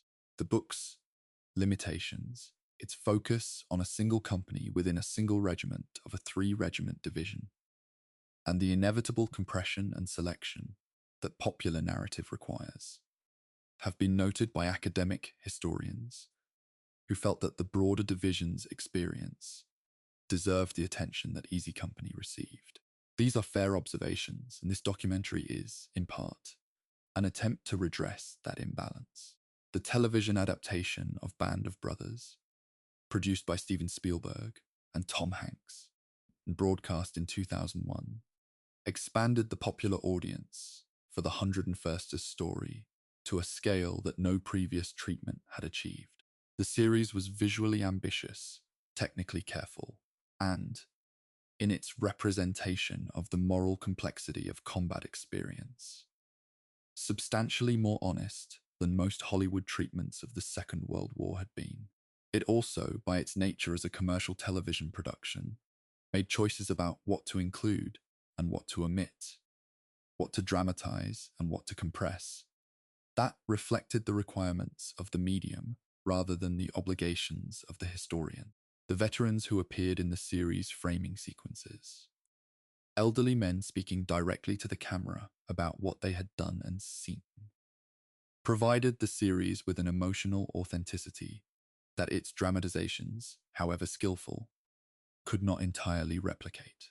Several of those veterans died in the years immediately following the series' broadcast, and then on-camera testimonies are now among the most valuable elements of the historical record. The commemoration culture around the 101st Airborne Division's Second World War service has, over the decades since the war, generated a body of practice and institution. Reunions, memorial sites, battlefield tours, regimental associations, museums, that serves multiple functions simultaneously. For the veterans and their families, it provides a framework for maintaining the community that the war created and that civilian life did not sustain. For historians and students of the war, it preserves and makes accessible a body of material. Personal documents, photographs, equipment, unit insignia that would otherwise be dispersed and eventually lost. For the broader public, it offers contact with a history that is now more than 80 years old and that is no longer accessible through personal acquaintance with the men who made it. These functions are legitimate and they are worth supporting. They are also, inevitably, shaping functions. The way a story is commemorated affects which parts of it are remembered and which are quietly set aside. And the commemorative culture around the 101st has, like all commemorative cultures, its own emphases and its own silences. The most important thing the veterans of the 101st carried home from the Second World War was not the tactical knowledge or the operational experience or the institutional pride of having served in an elite formation. It was the specific knowledge, personal, irreversible, impossible to fully communicate, of what human beings are capable of in both directions. They had seen what organized violence at scale looks like from the inside. They had seen what it costs in the most specific physical and personal terms. And they had seen what human beings can sustain and endure and still, at the end of it, function. Still think, still decide, still act with skill and judgment, and, occasionally, with something that looks very much like grace. That is the knowledge that cannot be filed in an archive or captured in an oral history transcript. It is what these men actually knew. And it is why, when you look at that photograph taken in a field in England in the autumn of 1943, those young men squinting into the pale sun, you are not looking at a simple historical document. You are looking at people who are about to find out what they are made of, and who will spend the rest of their lives knowing the answer. Chapter 9. The Cold War Eagle, Reactivation and the Atomic Age Army. The 101st Airborne Division was reactivated on the 21st of August, 1950, at Camp Breckinridge, Kentucky, as the United States Army responded to the outbreak of the Korean War with a rapid expansion of its ground forces. The reactivation was, in several respects, a different kind of organizational event than the original activation at Camp Claiborne 8 years earlier. In 1942, the division had been built from a theoretical foundation. The airborne concept was still being proved, and the organizational structure was being developed simultaneously with the training and equipping of the men who would fill it. In 1950, the division had a combat record, a set of organizational lessons, and a pool of veterans, some of whom were still in the army, others of whom were in the reserves, who understood from personal experience what an airborne division was supposed to be able to do. The challenge was not conceptual, it was institutional, rebuilding an organization that had been inactivated with new men within the specific strategic context of the early Cold War. The strategic context of the early 1950s was, for the American airborne community, deeply ambiguous in a way that was genuinely difficult to resolve. The Second World War had demonstrated both the potential and the severe limitations of large-scale airborne operations. The potential visible in the 101st's performance at Normandy and Bastogne, the limitations visible in the dispersion and navigation failures of the Normandy drop, the grinding defensive nature of the Market Garden commitment, and the broader operational reality that large airborne formations required specific conditions: adequate aircraft, air superiority, appropriate terrain, detailed intelligence about landing zones that were not always present. The Korean War, which was being fought simultaneously with the 101st's reactivation, had seen limited use of airborne forces in a tactical role. But the broader strategic question of what role airborne divisions would play in a potential conflict with the Soviet Union in Europe remained unanswered. The Army's institutional response to this ambiguity was to maintain the airborne formations while developing new doctrine, a process that would unfold across the entire decade of the 1950s. The atomic age presented the airborne community with a specific doctrinal challenge: the United States Army's planning for a potential war against the Soviet Union in the early 1950s was dominated by the assumption that nuclear weapons would be used, that the battlefield of the next major war would be characterized by the radiological and blast effects of tactical nuclear weapons, which would create operational conditions very different from those of the Second World War. The implications for airborne operations were significant. Large, concentrated formations, precisely the kind that airborne delivery tended to create immediately after a mass drop, were the most vulnerable to nuclear weapons. The doctrinal response was to develop concepts for smaller, more dispersed airborne operations that would take advantage of the paratroopers' ability to appear behind enemy lines without requiring them to mass at a single point. Whether this concept was operationally sound was a question that the Army debated in war games and planning documents through the 1950s, without arriving at a consensus that fully satisfied everyone. The 101st spent the early 1950s rebuilding its organizational structure and training at Camp Breckinridge, and subsequently at Fort Jackson, South Carolina. The division was not deployed to Korea, a decision that reflected the Army's assessment of how its available airborne assets should be allocated, rather than any judgment about the 101st's readiness. The division trained against the Soviet threat in Europe, conducted large-scale airborne exercises, and absorbed the lessons that the Korean War was generating in real time about infantry tactics, close air support integration, and the specific challenges of fighting in terrain and conditions very different from the European theatre, for which much of the Army's doctrine had been optimized.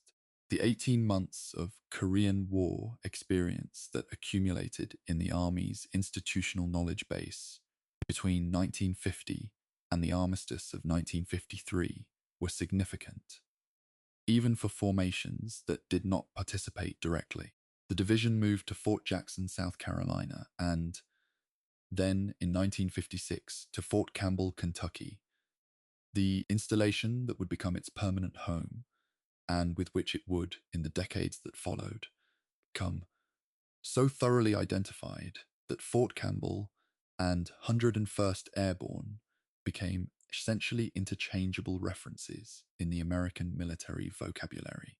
Fort Campbell straddled the Kentucky-Tennessee state line, a geographic quirk that had modest practical significance, but considerable symbolic resonance for a division whose history had already crossed the Atlantic twice and spanned the breadth of Western Europe. The installation offered training space, airlift access, and proximity to the population centers of the American South and Midwest, from which a disproportionate share of the Army's volunteer soldiers had traditionally been drawn. The 101st would not move again. The pentomic reorganization of the late 1950s, the Army's attempt to restructure its divisions around the realities of atomic warfare, affected the 101st along with every other division in the Army. The pentomic division replaced the traditional triangular structure of 3 regiments with a structure of 5 battle groups, each capable of operating semi-independently on the dispersed nuclear battlefield. The reorganization was administratively complex, operationally controversial, and ultimately short-lived. By the early 1960s, the Army had concluded that the pentomic structure did not adequately balance atomic war requirements against the need to fight non-nuclear conflicts at the conventional level, and the division reverted to a structure more consistent with its Second World War heritage. The 101st went through both transitions, pentomic and back, without losing the essential institutional character that its Second World War service had established. Organizations that have been to Bastogne and back tend to have a certain structural resilience. The early Cold War period was also, for the 101st, a time of deliberate cultivation of its historical identity.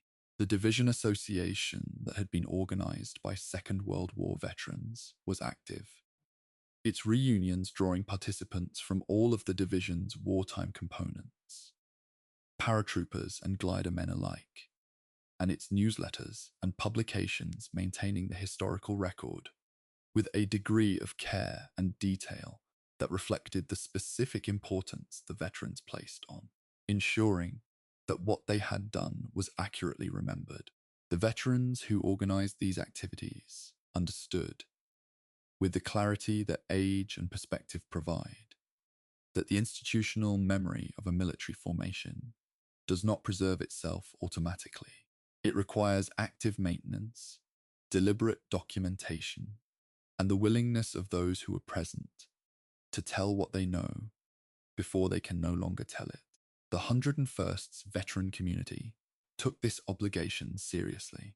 The integration of the United States Army, the formal desegregation ordered by President Harry Truman's Executive Order of 1948 and implemented gradually through the early 1950s, affected the 101st as it affected every Army division. The integration of black soldiers into previously all-white units was accomplished at different rates and with different degrees of institutional acceptance in different parts of the Army. And the historical record of this process within the 101st specifically is less detailed than historians might wish. What is clear is that by the mid-1950s, the division was a racially integrated formation, and that this transition, which represented a significant change in the Army's social structure, occurred without the kind of operational disruption that opponents of integration had predicted. The men who served together in the decade after integration, like the men who had served together in the decade before it, built their cohesion through shared experience and shared risk, which are the only reliable foundations for military unit identity, regardless of the composition of the unit. The decade of the 1950s ended with the 101st Airborne Division at Fort Campbell, trained, equipped, and organized for a Cold War conflict in Europe that had not materialized. The Korean armistice of 1953 had stabilized the most immediate crisis. The Soviet Union had not invaded Western Europe. The tactical nuclear exchange that Army planners had treated as a planning baseline had not occurred.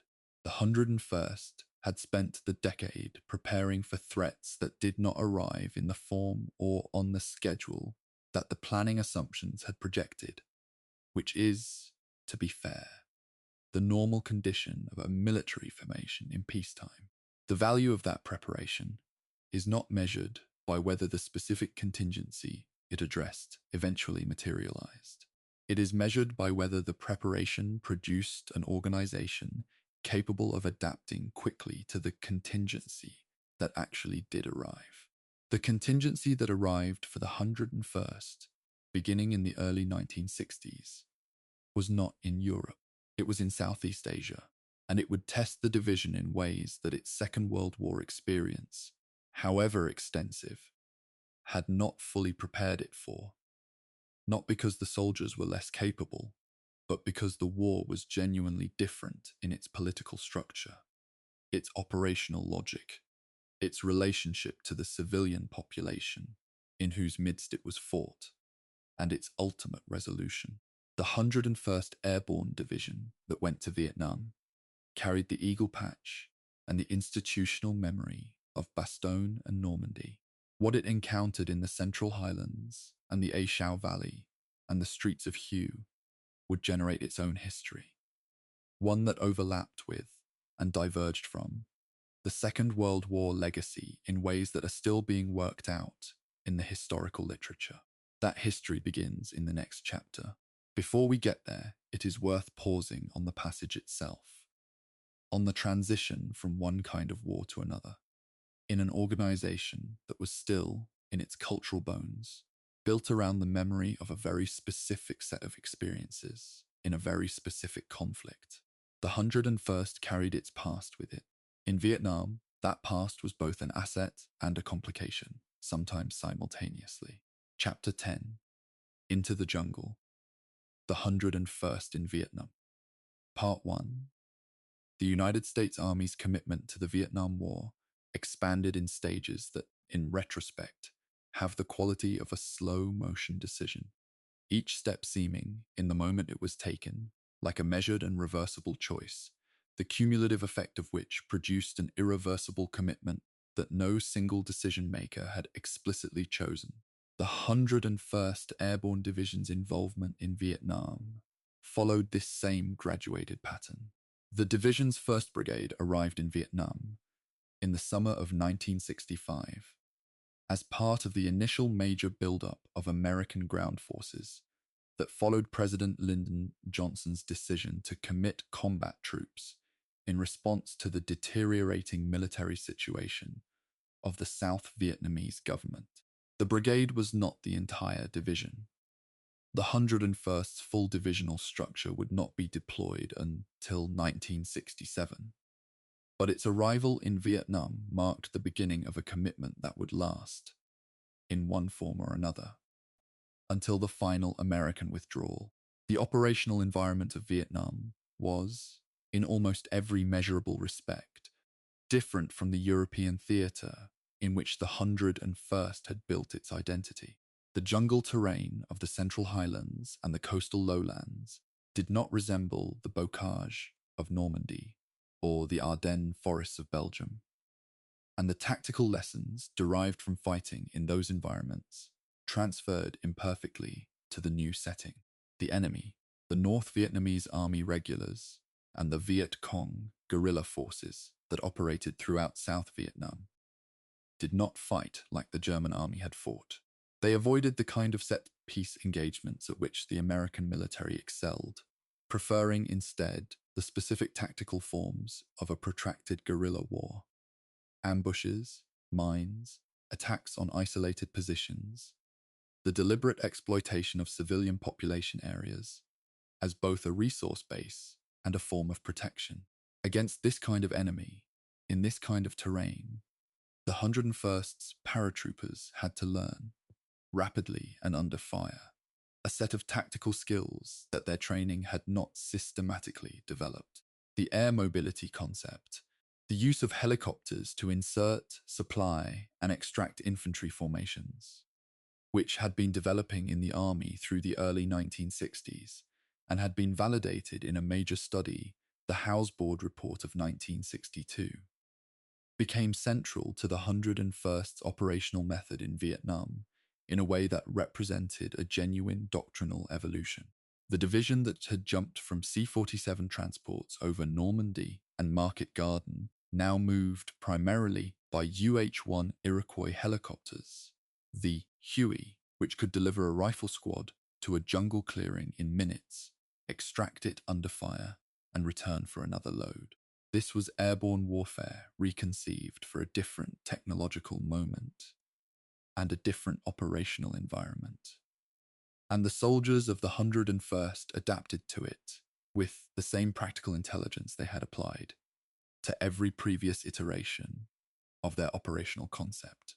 The helicopter did not replace the paratroopers' essential qualities: physical fitness, individual initiative, comfort, with operating in isolation from conventional support. It redirected them into a new tactical form.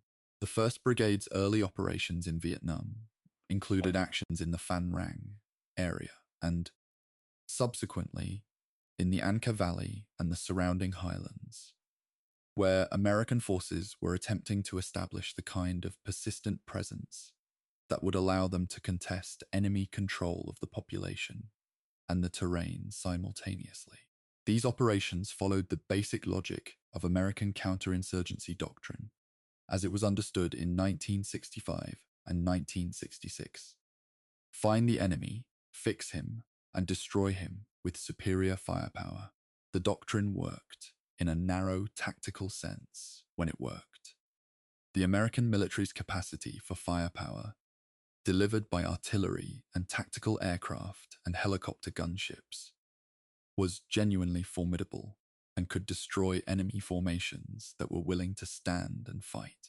The problem, which became apparent progressively over the years of the commitment, was that an enemy who was not willing to stand and fight could not be destroyed by firepower alone. And the political and social dimensions of the conflict required a different kind of engagement that the American military was, for structural and institutional reasons, not well configured to provide. The full division deployed to Vietnam in November of 1967, taking control of the 1st Corps Tactical Zone in the northern part of South Vietnam, an area that included the ancient imperial city of Hue and the surrounding lowlands and mountains.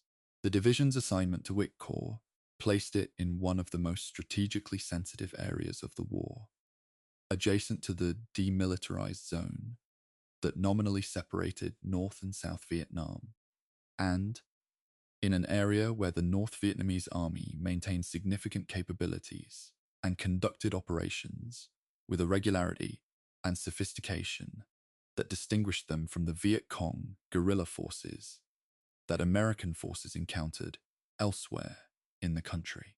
The 101st's commanders in this period understood that they were facing a well-organized, well-equipped, and highly motivated conventional army that was also capable of operating in the guerrilla mode when circumstances demanded it. A combination that posed challenges the division's doctrine was not fully adequate to address. The Tet Offensive of January and February 1968.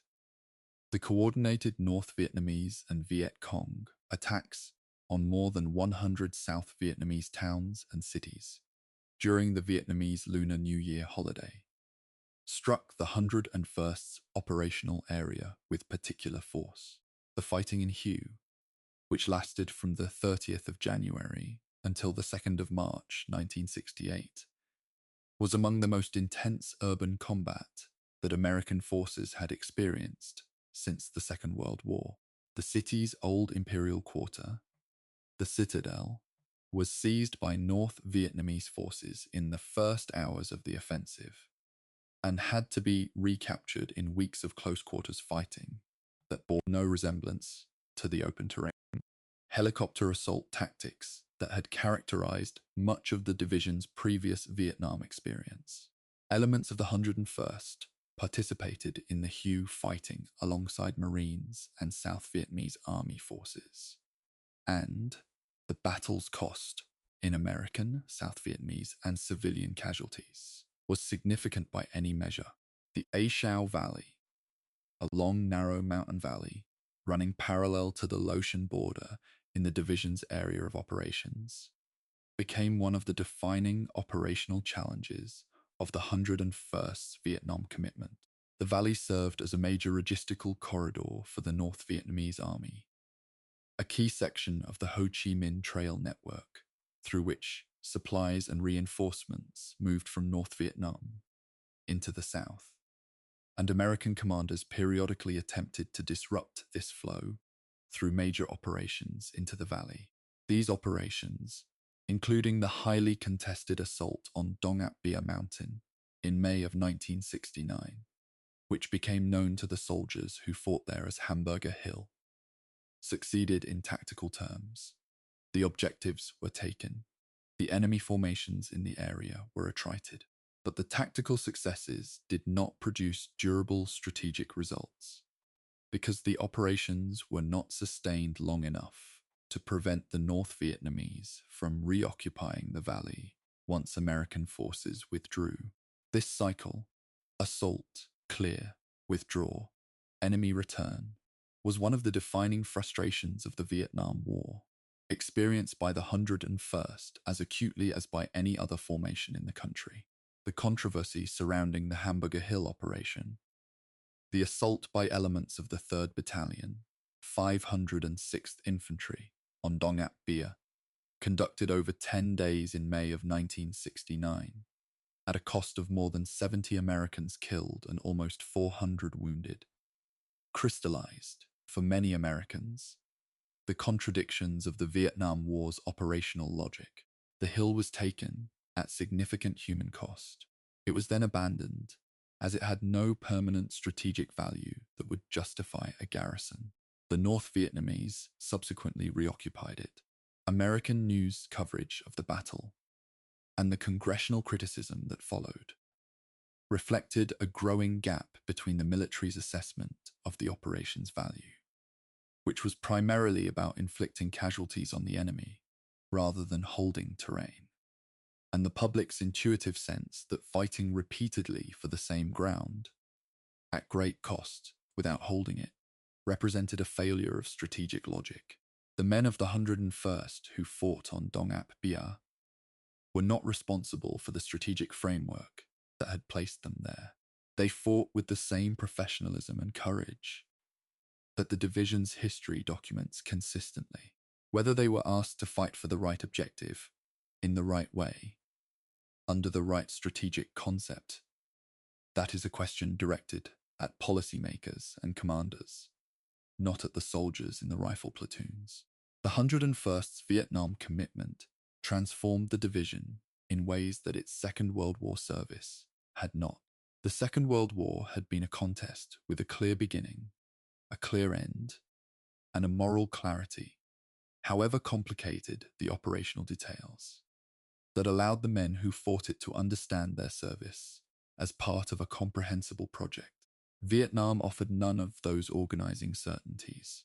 The war's political objectives were contested, its operational methods were debated, its duration was indefinite, and its eventual outcome, not a victory in any conventional sense, left the men who fought it without the framework of collective vindication that Second World War veterans had received. The 101st soldiers in Vietnam were every bit as brave, every bit as skilled, and every bit as deserving of the respect that military service of their quality demands. The war they were asked to fight did not reward those qualities, with the outcome that the Second World War had produced. That is not their failure. It is the country's. And it is a distinction that anyone who discusses the 101st's Vietnam service owes to those men to maintain with absolute clarity. Chapter 11. The Long War. Vietnam's second chapter, and the Division Reborn. By 1969 and into 1970, the political and military landscape of the Vietnam War was undergoing a shift that would determine the shape of the 101st's remaining years in Southeast Asia. President Richard Nixon's policy of Vietnamization, the gradual transfer of combat responsibility from American forces to the South Vietnamese Army, the Army of the Republic of Vietnam, meant that American units were being drawn down, even as the fighting continued, and that the 101st role was changing from primary combat force to something more complex. A combination of direct combat operations, advisory support to South Vietnamese formations, and the gradual, operationally uncomfortable process of turning over positions and areas of responsibility to forces whose training and equipment the Americans had worked to develop, but whose ultimate reliability under sustained pressure was, to many experienced American officers, genuinely uncertain. The paradox of Vietnamization, preparing a partner force for a war you were simultaneously conducting alongside them, was felt acutely in the 101st's operational area. The division's operations in 1969 and 70 continued to focus heavily on the A Shau Valley and the broader mountain border region, where North Vietnamese Army logistical and combat units maintained a persistent operational presence that American interdiction efforts had been unable to permanently disrupt.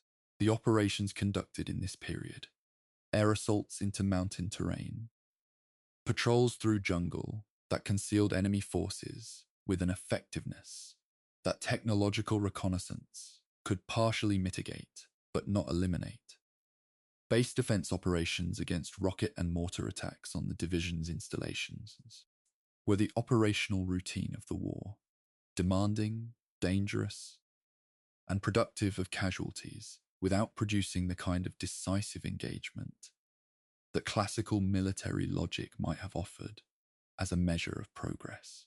The soldiers of the 101st who conducted these operations knew, with increasing clarity as the months passed, that the war's trajectory was not heading toward the kind of outcome that the commitment had originally been described as pursuing. The Lam Son 719 operation of early 1971.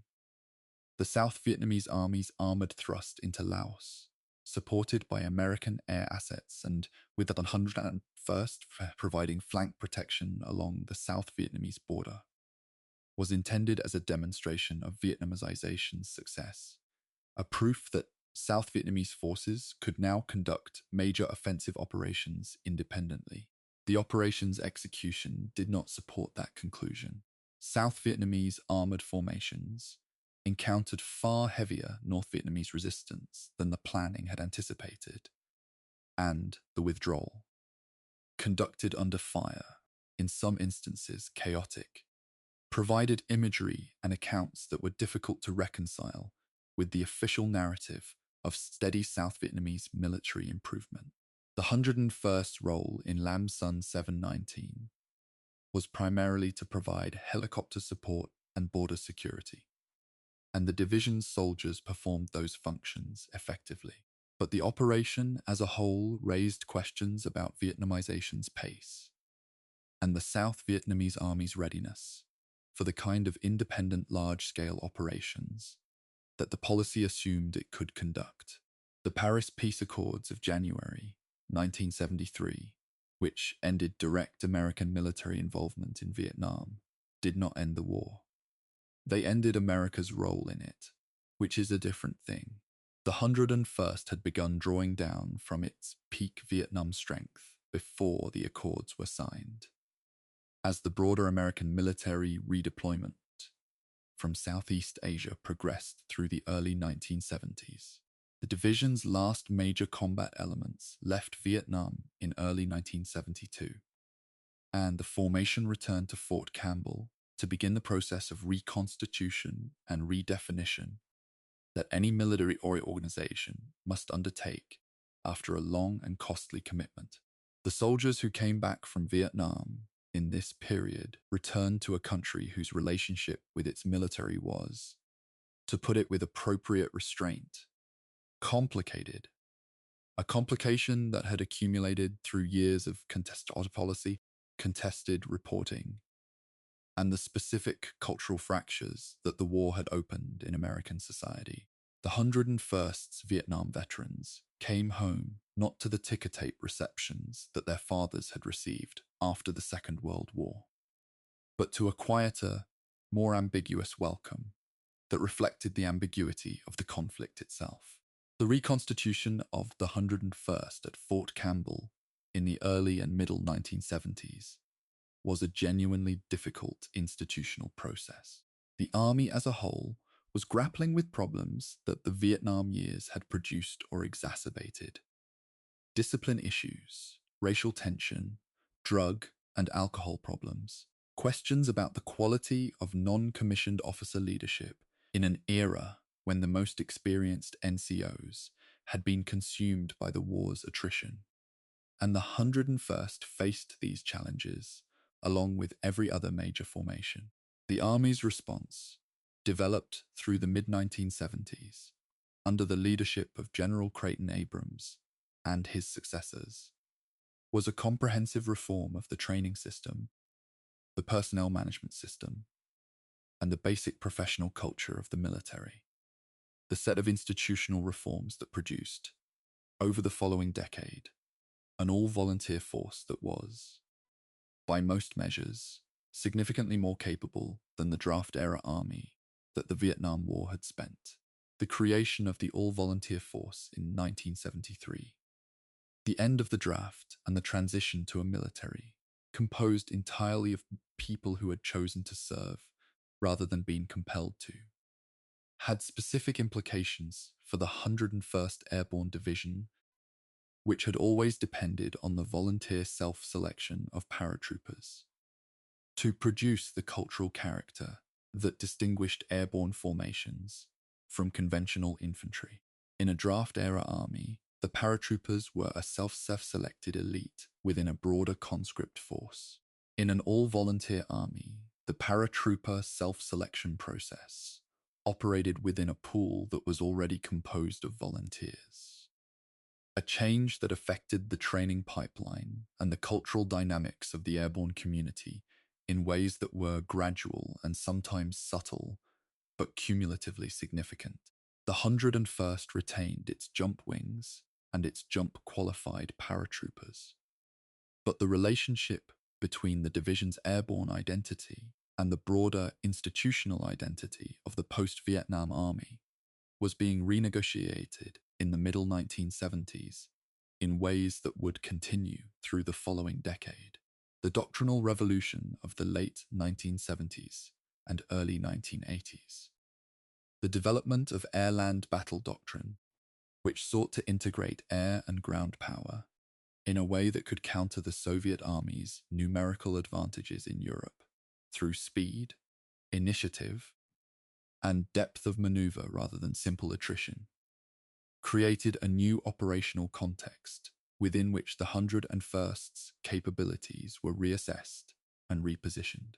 The concept of air assault, the 101st's distinctive operational method, which used helicopter aviation to give the division the ability to insert and sustain forces rapidly across terrain that would be inaccessible to conventional ground formations, was formalized and developed in this period, and the 101st was formally redesignated as an air assault division rather than an airborne division, a change that reflected the doctrinal centralization of the helicopter rather than the parachute as the primary delivery system for the division's ground forces. This redesignation from airborne to air assault was not without controversy within the airborne community. Veterans of the Second World War and Korea who had built their identity around the parachute and the jump wings viewed the change with a mixture of understanding and discomfort.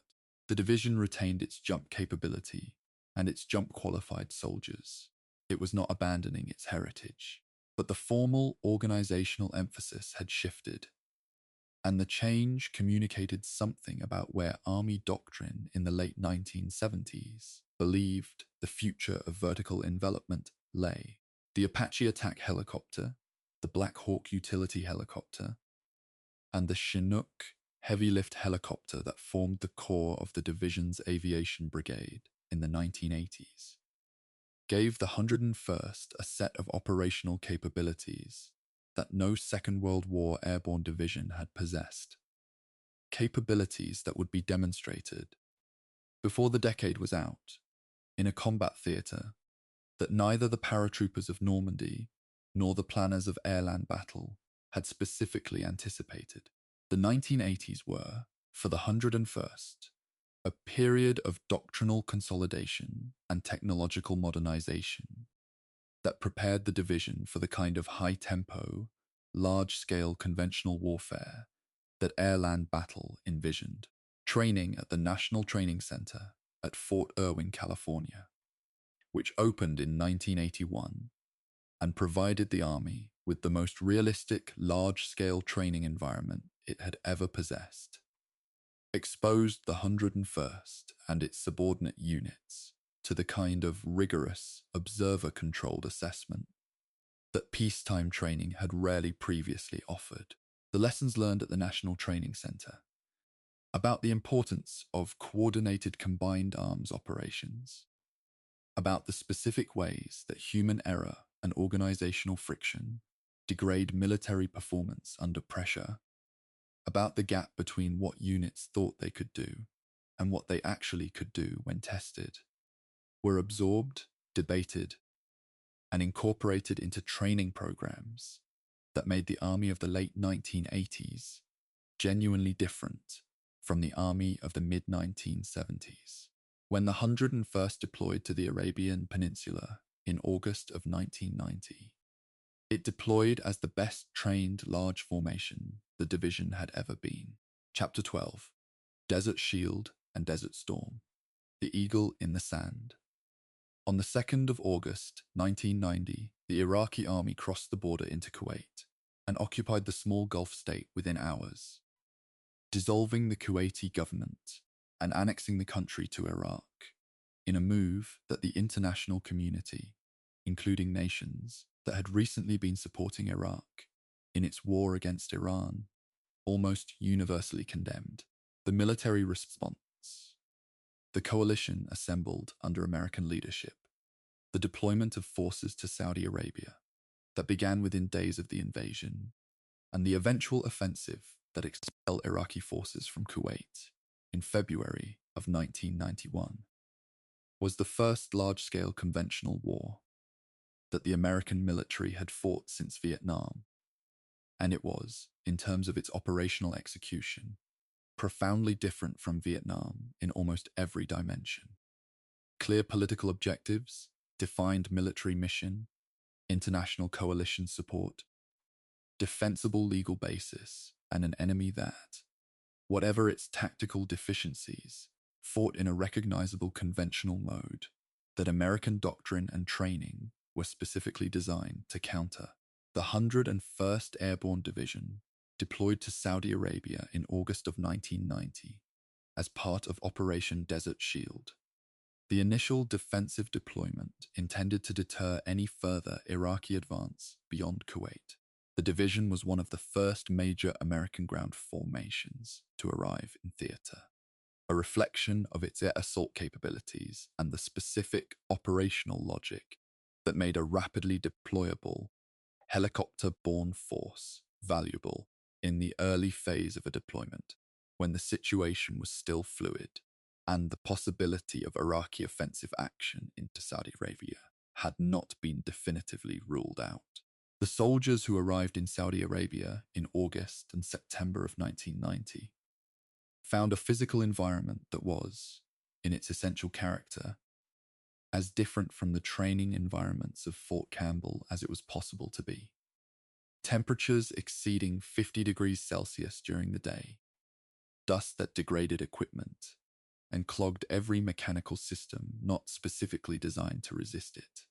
A landscape of flat desert that offered almost no natural cover or concealment, and a tactical environment in which the doctrinal assumptions built around European terrain had to be rapidly reassessed for their applicability to the Arabian Peninsula. The 5 months of Desert Shield, the period between the initial deployment and the beginning of offensive operations in January of 1991, were, for the soldiers of the 101st, a period of intensive preparation, adaptation, and the particular psychological experience of waiting for a war whose timing and shape were known to be coming, but whose exact form could not be fully anticipated. The division trained continuously, adapting its helicopter tactics to the desert environment, rehearsing the long-range air assault operations that its role in the offensive plan would require, and integrating the specific lessons of the air-land battle doctrine into plans that were being developed, refined, and repeatedly revised as the coalition's force structure grew and the operational concept evolved. The scale of the operation that was being planned, the offensive that would become Desert Storm, was larger than anything the division had been part of since the Second World War. and the planning process reflected that scale in its complexity and its demands on the staff. The ground campaign of Operation Desert Storm began in the early hours of the 24th of February, 1991, and the 101st's role was one of the most operationally ambitious assignments given to any formation in the coalition. The division was tasked with conducting the largest air assault operation in the history of warfare, a deep strike into the Euphrates River Valley that would cut the main supply and withdrawal routes of the Iraqi forces in Kuwait and southern Iraq, isolating the Iraqi army from its logistical base and from the reinforcements and replacements that would be essential to any sustained defense. The scale of the operation: more than 300 helicopters moving more than 2,000 soldiers and their equipment to a forward operating base, designated as Forward Operating Base Cobra, roughly 270 kilometers inside Iraq, was without precedent in the history of military aviation. No army had ever moved this many soldiers, this far, this fast, using rotary wing aircraft. Forward Operating Base Cobra was established by elements of the 2nd Brigade in the first hours of the ground offensive, secured against the Iraqi forces that were present in the area, and transformed within hours of its establishment into the logistics base from which the division's further operations would be supported. The establishment of Cobra was not merely a tactical success, it was an operational statement, a demonstration that the 101st Air Assault capabilities could project combat power deep into enemy territory at a speed and distance that conventional ground forces could not match. The Iraqi command structure, which had been disrupted by 5 weeks of air campaign prior to the ground offensive, was not positioned to respond effectively to a threat that appeared simultaneously at multiple points across a front too wide for coordinated defensive action. The subsequent advance to the Euphrates, conducted by the 3rd Brigade's air assault to a position dedicated phase line Viper, establishing blocking positions on the highway network that ran along the river, completed the encirclement of the Iraqi army's main force in Kuwait and southern Iraq. Iraqi units attempting to withdraw northward found the routes blocked. The speed of the 101st advance from Forward Operating Base Cobra to the Euphrates in a matter of hours was, by the standards of conventional military operations, extraordinary. It reflected the culmination of the doctrinal development, technological investment, and intensive training that the division had undergone through the 1970s and 80s. And it validated, in a single operational sequence, the air assault concept that had been the 101st's defining organizational characteristic since the mid-1970s. The 100-hour ground war ended with a ceasefire on the 28th of February 1991, with the Iraqi army in Kuwait destroyed or expelled and the country liberated. The 101st's performance in Desert Storm was assessed by the army and by subsequent military historians as the most operationally significant demonstration of air assault warfare that the concept had yet produced.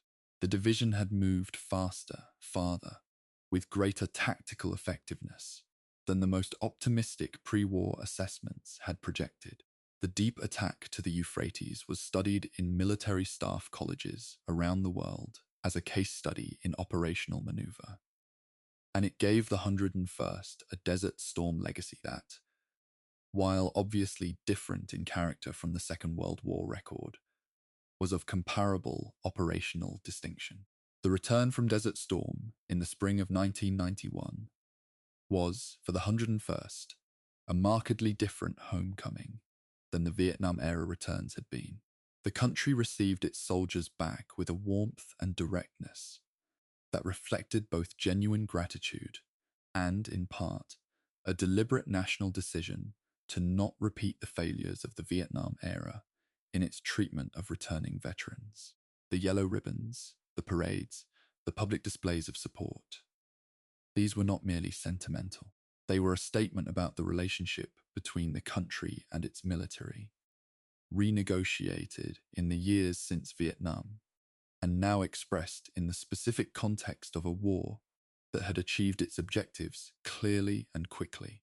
The men and women of the 101st who came home from Desert Storm came home to an unambiguous welcome, which was what they deserved, and which the veterans of the Vietnam generation, who were still in the division as senior NCOs and warrant officers, knew was not guaranteed by the mere fact of service. The post-Desert Storm period brought the 101st back to Fort Campbell for the now familiar cycle of reconstitution, training, and preparation for future contingencies. The world of the early 1990s was, in its strategic structure, changing faster than any planning cycle could fully capture.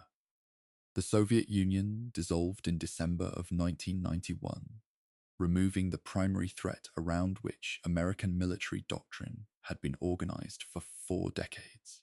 Regional conflicts in the Balkans, Somalia, and Haiti created demands for military engagement in missions that fit neither the high-intensity conventional warfare model of Desert Storm nor the counterinsurgency model of Vietnam, and the technological revolution associated with precision-guided munitions, satellite navigation, and network command systems was transforming the operational character of American military power at a pace that doctrine and training struggled to keep up with.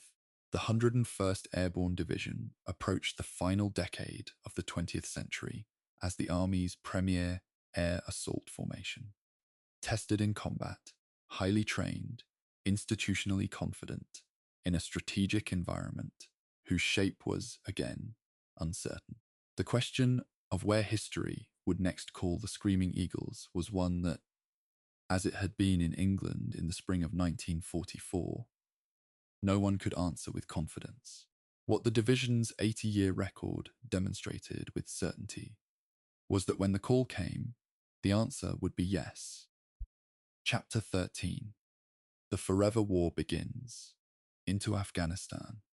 There is a moment in the institutional life of a military organization when the map changes completely, when everything the formation has spent decades preparing for is rendered, not irrelevant exactly, but insufficient. The 101st Airborne Division had its moment on the 11th of September, 2001. The attacks that morning on New York and Washington did not simply create a political crisis. They created a strategic rupture, a before and after line in American foreign policy that would define the operational tempo of the United States Army for the next 2 decades. And the 101st Airborne Division would be on the sharp end of that tempo for most of that time. The men and women at Fort Campbell on that Tuesday morning who watched the towers fall on barracks televisions were, within weeks, being told to prepare for deployment to a country that many of them had never located on a map. Afghanistan was about to become the most familiar word in the division's operational vocabulary. Operation Enduring Freedom began in October of 2001 with an air campaign and the introduction of Special Operations Forces working alongside the Northern Alliance. The Afghan opposition to the Taliban regime that had sheltered al-Qaeda.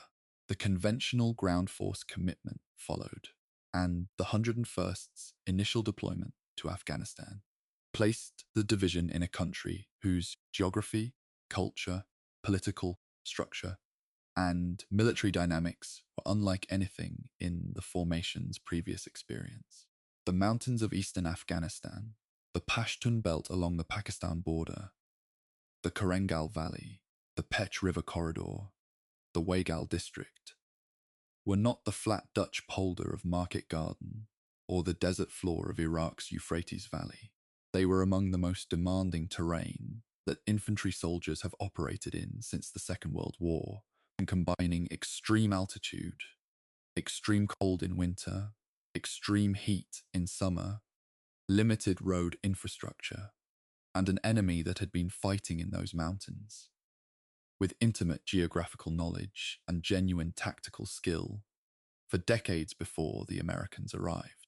The 101st major combat operation in Afghanistan was the Battle of Shah-i-Kot, conducted in March of 2002 as part of Operation Anaconda, an effort to destroy a large concentration of al-Qaeda and Taliban fighters who had retreated to mountain positions south of Gardez following the fall of Kabul. The operation's planning assumed that Afghan militia forces would serve as the primary blocking element, channeling the enemy into kill zones where American firepower could be applied effectively. The plan encountered the problem that has afflicted military planning since long before Napoleon articulated it. The enemy had a different plan. The militia forces did not perform as expected. American helicopter assault forces that were supposed to land in undefended or lightly defended landing zones encountered intense fire, including heavy machine guns and rocket-propelled grenades, that the intelligence preparation of the battlefield had not identified. The resulting battle, lasting several days, conducted at altitudes between 2,400 and 3,600 meters against a well-prepared and stubbornly resistant enemy, cost more American and coalition casualties than the initial operation plan had projected, and produced tactical results that were, by the standards of Anaconda's original objectives, partial. The lessons of Operation Anaconda were absorbed, painfully, in some cases, into the 101st's subsequent operational preparation for Afghanistan. The integration of rotary wing aviation with ground forces in high-altitude mountain terrain was a specific technical challenge that the division's training program had not fully addressed before the deployment, and the after-action analysis of the Shah-i-Kot fighting produced a body of institutional learning about helicopter performance limitations at altitude, the specific problems of coordinating close air support in complex terrain with radio dead zones, and the particular tactical challenge posed by an enemy that used natural cover with a skill derived from genuinely long experience.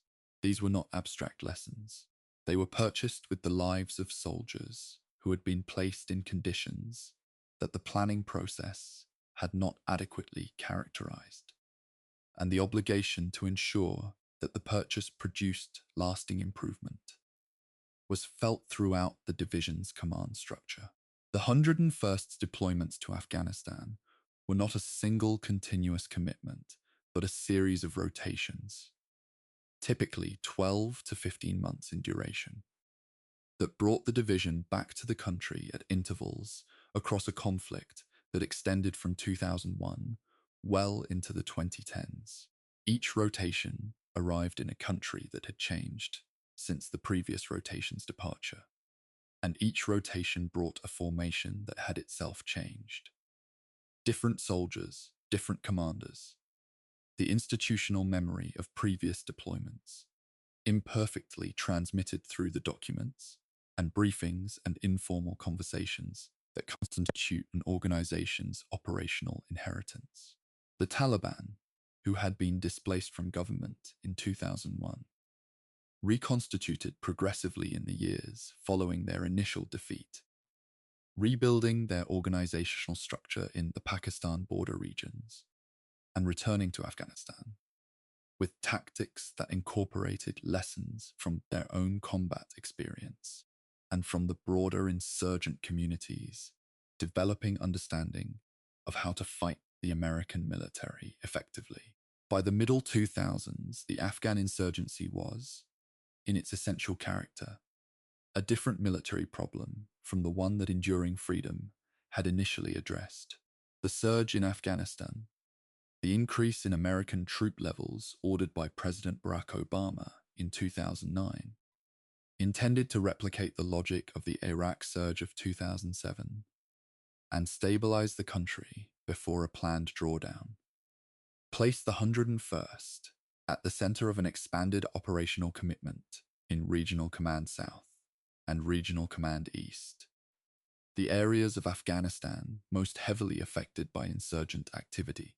The 101st rotations during this period involved a combination of direct combat operations against Taliban fighters and commanders, and the counterinsurgency work of building relationships with local communities, training Afghan security forces, and attempting to create the conditions under which the Afghan government could extend its authority and legitimacy into areas that the Taliban had controlled or contested.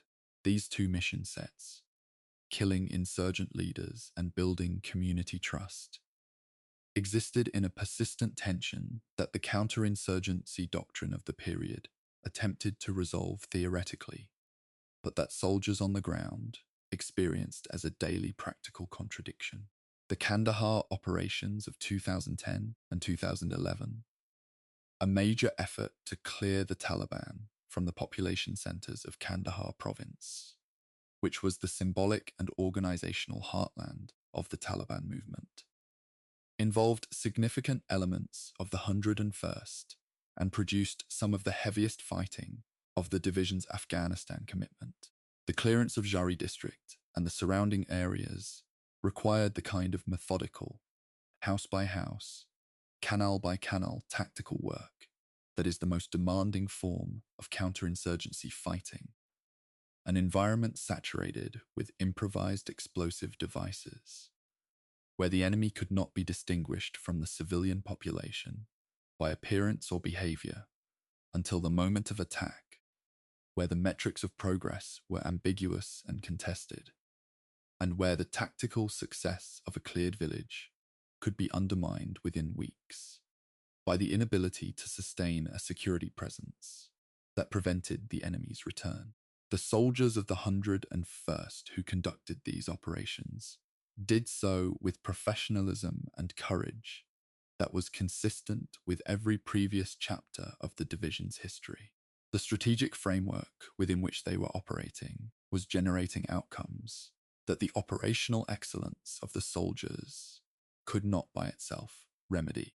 The care of soldiers wounded in Afghanistan and the specific challenge of traumatic brain injury and psychological trauma associated with the exposure to improvised explosive device blasts became one of the defining institutional challenges of the 101st's Afghanistan commitment.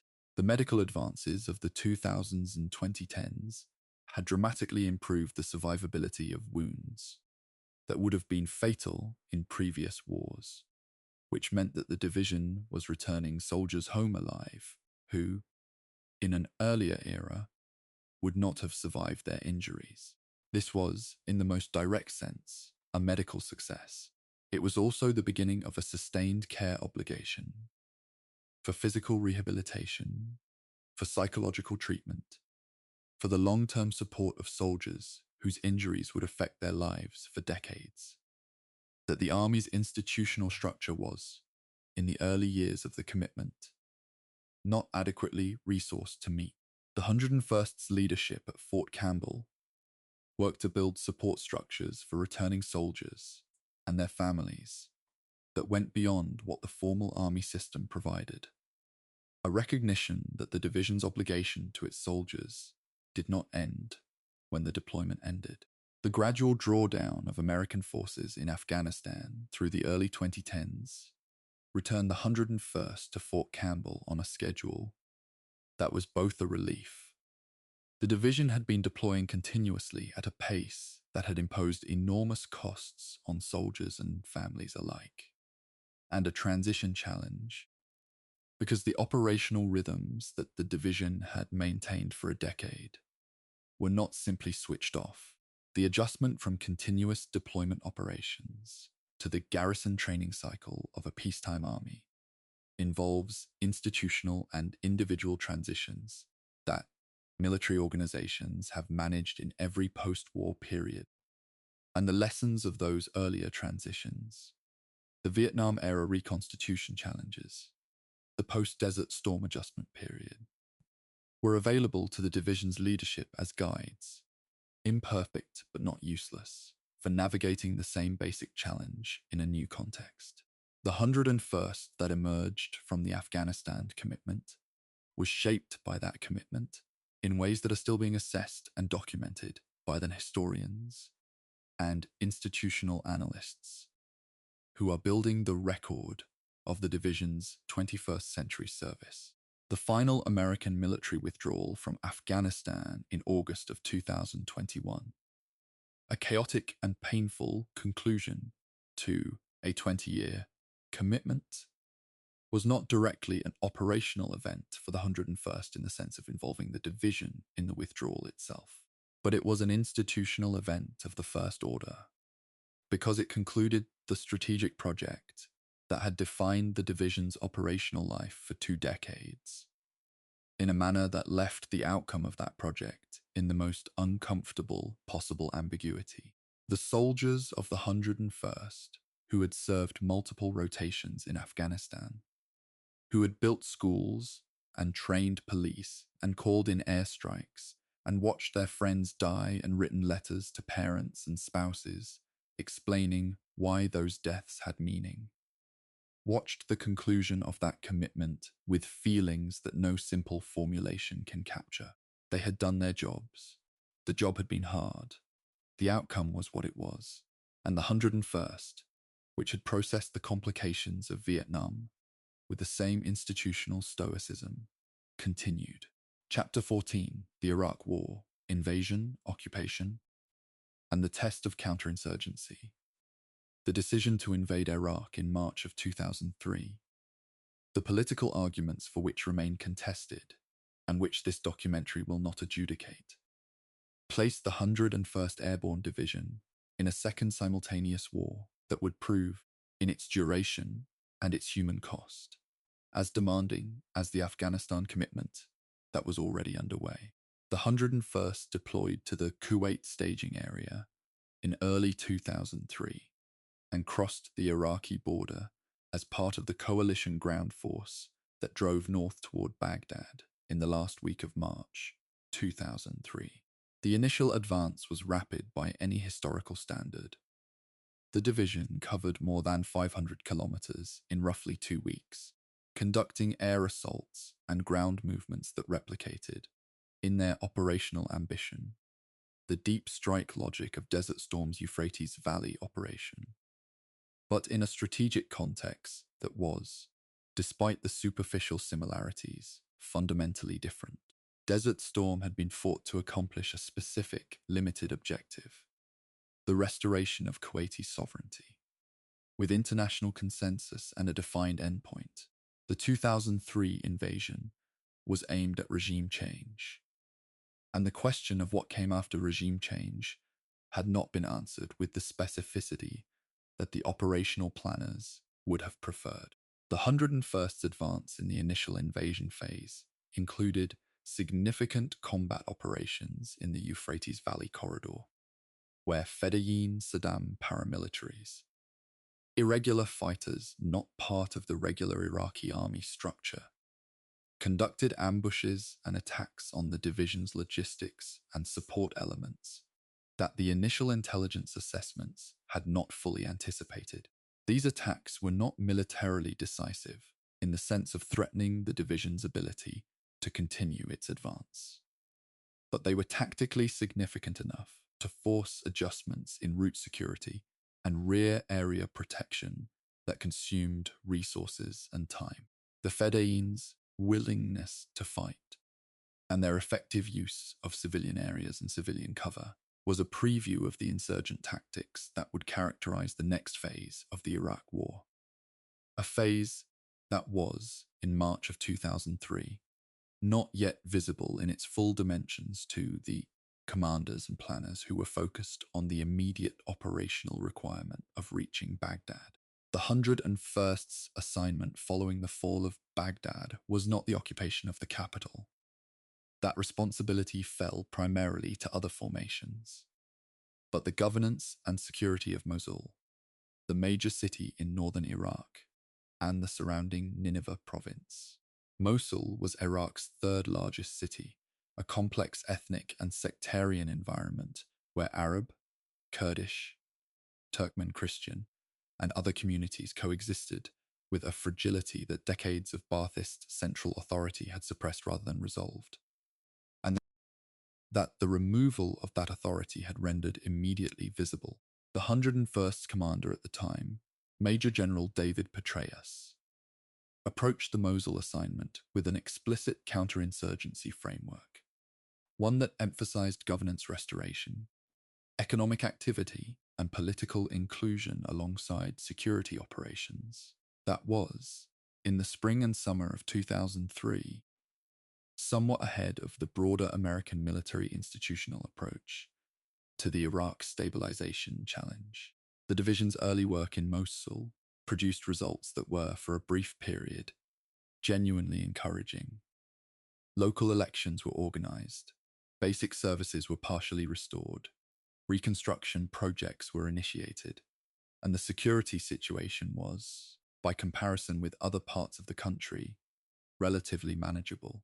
The deterioration of the Mosul security environment, which began in earnest in 2004 after the 101st rotation ended, and the city transitioned to a smaller follow-on force, is sometimes cited as evidence that the gains of the initial 101st occupation period were fragile rather than durable. This is a fair observation, but it needs the appropriate context. The 101st was a division-sized formation, nearly 16,000 soldiers, operating in a city of nearly 2 million people across a province the size of a small country. The transition to a follow-on force that was smaller, and therefore less able to sustain the presence and engagement tempo that the 101st had maintained, was a resource constraint imposed at levels above the division. What the 101st had demonstrated in Mosul in 2003 was that counterinsurgency, conducted with adequate resources, political will, and operational sophistication, could produce tangible positive results. What the subsequent deterioration demonstrated was that those results were not self-sustaining without continued investment. This distinction matters for how the history of the Iraq War is understood and taught. The 101st returned to Iraq for subsequent rotations in the years following the initial invasion, operating in different areas of the country and under a strategic environment that changed substantially between rotations. The period from 2004 through 2006 was, for the American military in Iraq, the most difficult phase of the commitment. The insurgency had developed into a full-scale multi-sided conflict. The sectarian violence between Sunni and Shia communities that had been ignited by the invasion's disruption of the existing power structure was generating casualties among the civilian population at a rate that threatened to make the security environment ungovernable, and the American military's institutional approach to counterinsurgency, which had been inadequate to the problem from the beginning, was being revised, debated, and partially replaced by a new doctrinal framework whose development was proceeding alongside the ongoing fighting rather than before it. The soldiers of the 101st who deployed to Iraq in this period operated in conditions that were, in terms of the density and unpredictability of the threat, as dangerous as any the division had faced since the Second World War. The Iraq surge of 2007, the commitment of approximately 30,000 additional American troops to Iraq, combined with a fundamental change in the operational approach that moved American units out of large forward operating bases and into smaller patrol bases embedded in urban neighborhoods, produced a measurable reduction in violence in Iraq over the subsequent 18 months that military historians have analyzed extensively and somewhat contentiously. The 101st participated in surge-era operations, and the specific question of how much of the violence reduction was attributable to the additional troops and changed tactics versus other factors, including the Sunni awakening, the ceasefire declared by Muqtada al-Sadr's Mahdi army, and the simple exhaustion of communities that had been living through intense violence for years. is a historiographical debate that has not been fully resolved. What is not debated is that the operational approach changed, and that the violence decreased, and that American soldiers, including those of the 101st, were part of both. The human cost of the 101st's Iraq commitment, killed in action, wounded in action, the accumulated psychological trauma of multiple deployments in a high-intensity counterinsurgency environment, was substantial by any measure. The division lost more soldiers to improvised explosive devices than to any other single cause of death, a reflection of the insurgent tactic that proved most resistant to technological countermeasures and most effective at imposing a sustained cost on the American force. The response to the IED threat, the development of mine-resistant ambush-protected vehicles, the expansion of electronic jamming capabilities, the intelligence-driven operations targeting bomb-making networks, involved the Army's entire institutional apparatus and produced genuine results over time.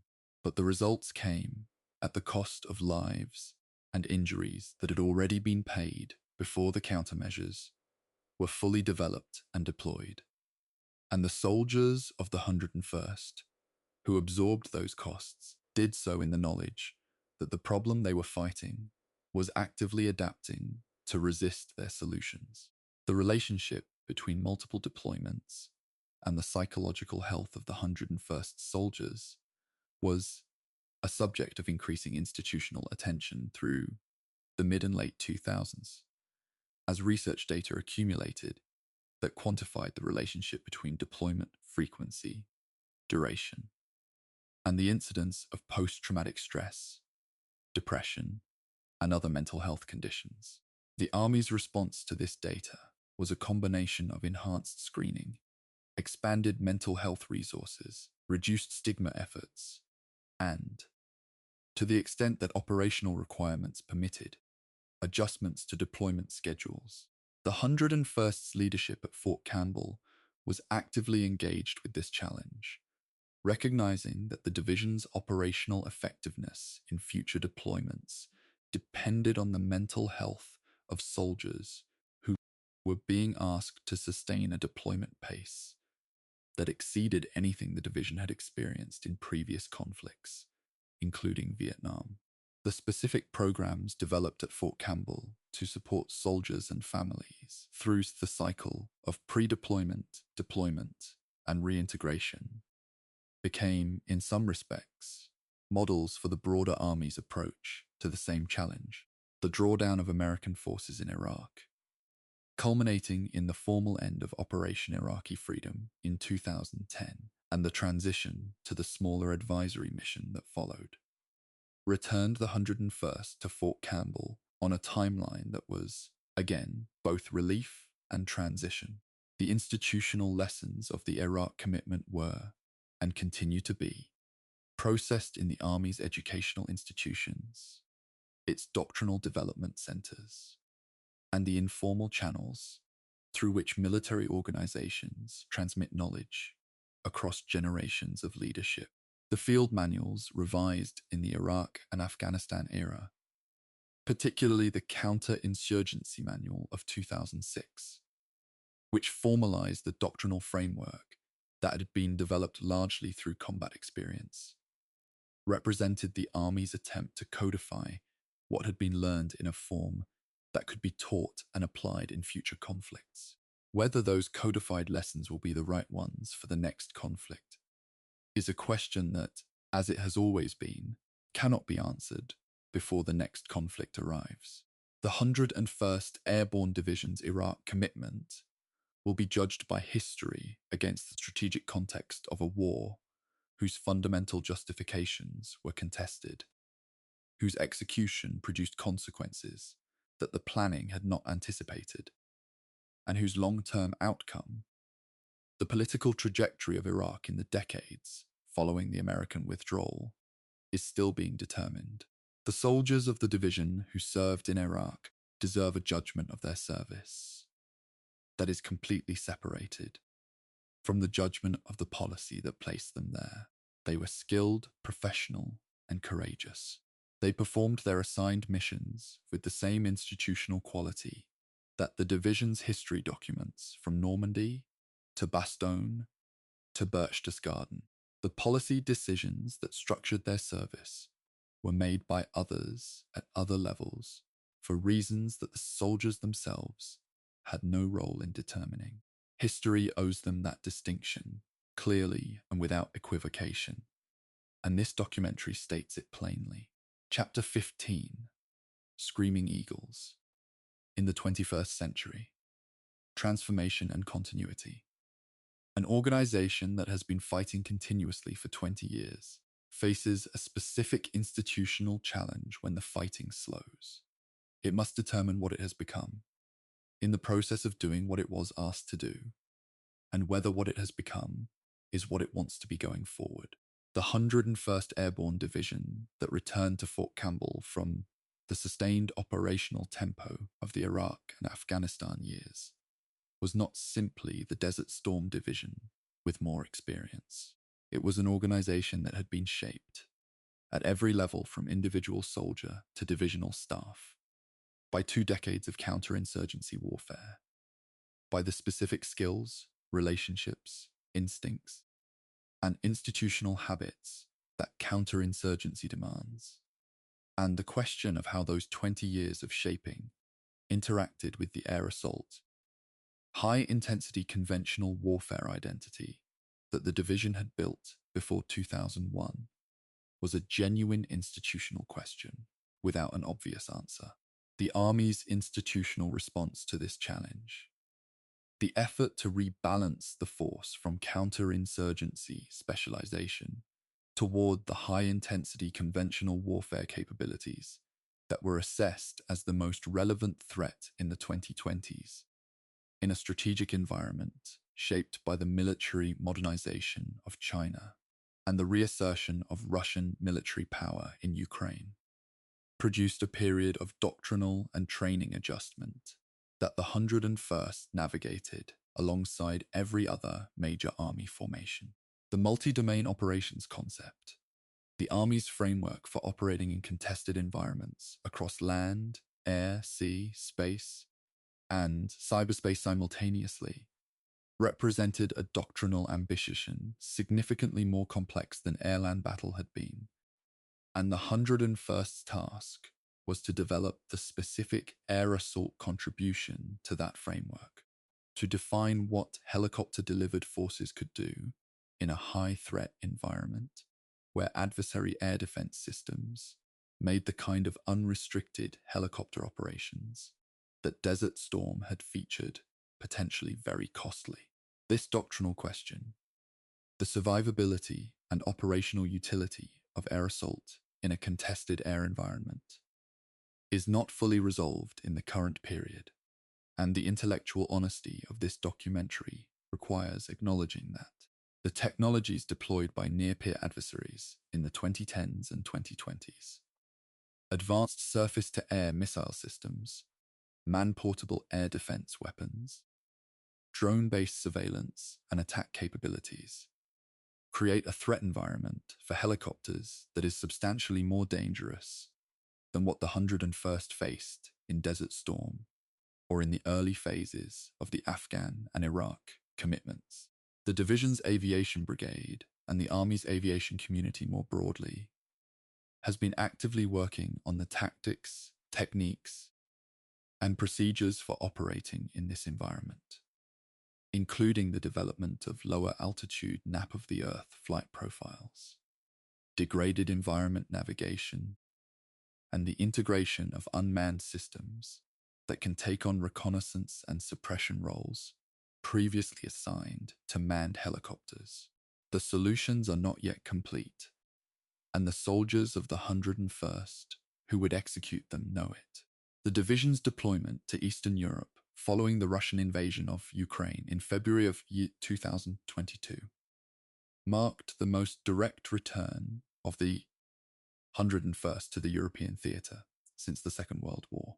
Elements of the division deployed to Romania and Poland as part of NATO's enhanced forward presence, a reassurance and deterrence mission designed to demonstrate American commitment to the Article 5 collective defense guarantee that underpins the alliance. This deployment was not a combat deployment in the Iraq and Afghanistan sense. The soldiers of the 101st in Romania were not conducting counterinsurgency patrols or responding to improvised explosive device incidents. They were doing something older and, in its own way, more fundamental to the purpose of a military alliance. Being visibly present, in uniform, with equipment, on territory that a potential adversary might consider at risk. The deterrence value of that presence is inherently difficult to measure, precisely because it works by preventing the thing you are trying to deter, rather than by producing an observable outcome. The symbolic weight of the 101st presence in Europe, in Romania, within a few hundred kilometers of Ukrainian territory, where the war that the division's deployment was meant to deter from expanding was actively being fought, was not lost on the soldiers who served there or on the historians and journalists who noted the return of the Screaming Eagle to the European continent for the first time in nearly 8 decades. The division that had jumped into Normandy in the darkness of the 6th of June, 1944, was back in Europe, this time not jumping but standing. A different posture, serving a different strategic purpose, in a different era of warfare. But the eagle on the shoulder patch was the same, and the commitment it represented. To be present, to be ready, to make real the promise that an attack on an ally is an attack on the United States, was continuous with everything that patch had meant since William Lee typed those activation orders at Camp Claiborne in August of 1942. The soldiers of the 21st century, 101st, differ from their Second World War predecessors in every measurable external dimension. Their equipment, their communication systems, their medical capabilities, the demographic composition of the formation, the educational background of the average soldier, the specific technical skills required by modern army operations. A paratrooper of the 2020s carries equipment whose weight and capability would be unrecognizable to a paratrooper of the 1940s, communicates through systems whose existence could not have been imagined in 1944, and operates within an intelligence and fire support architecture of a complexity that the division's Second World War staff officers could not have conceptualized. The external changes are real and significant. What is continuous? What the historical record of 80 years documents with remarkable consistency is the internal character of the formation, the self-selection of volunteers, the pride in a standard that is genuinely demanding, the specific culture of an organization that has been to hard places and come back, and that knows, with the confidence that experience provides, that it can do so again. The 101st relationship with Fort Campbell has become, over the 7 decades since the division made it its permanent home, a defining feature of the installation and of the communities in Clarksville, Tennessee, and Hopkinsville, Kentucky, that surround it. The economic, social, and cultural relationship between the division and its surrounding communities is complex and reciprocal in ways that are not always visible in the official history.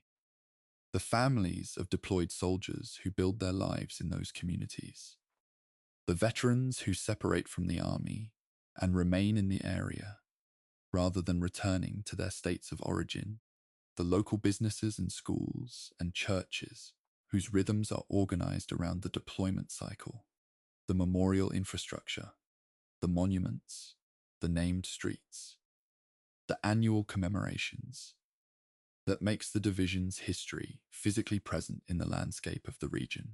Fort Campbell is not simply a military installation.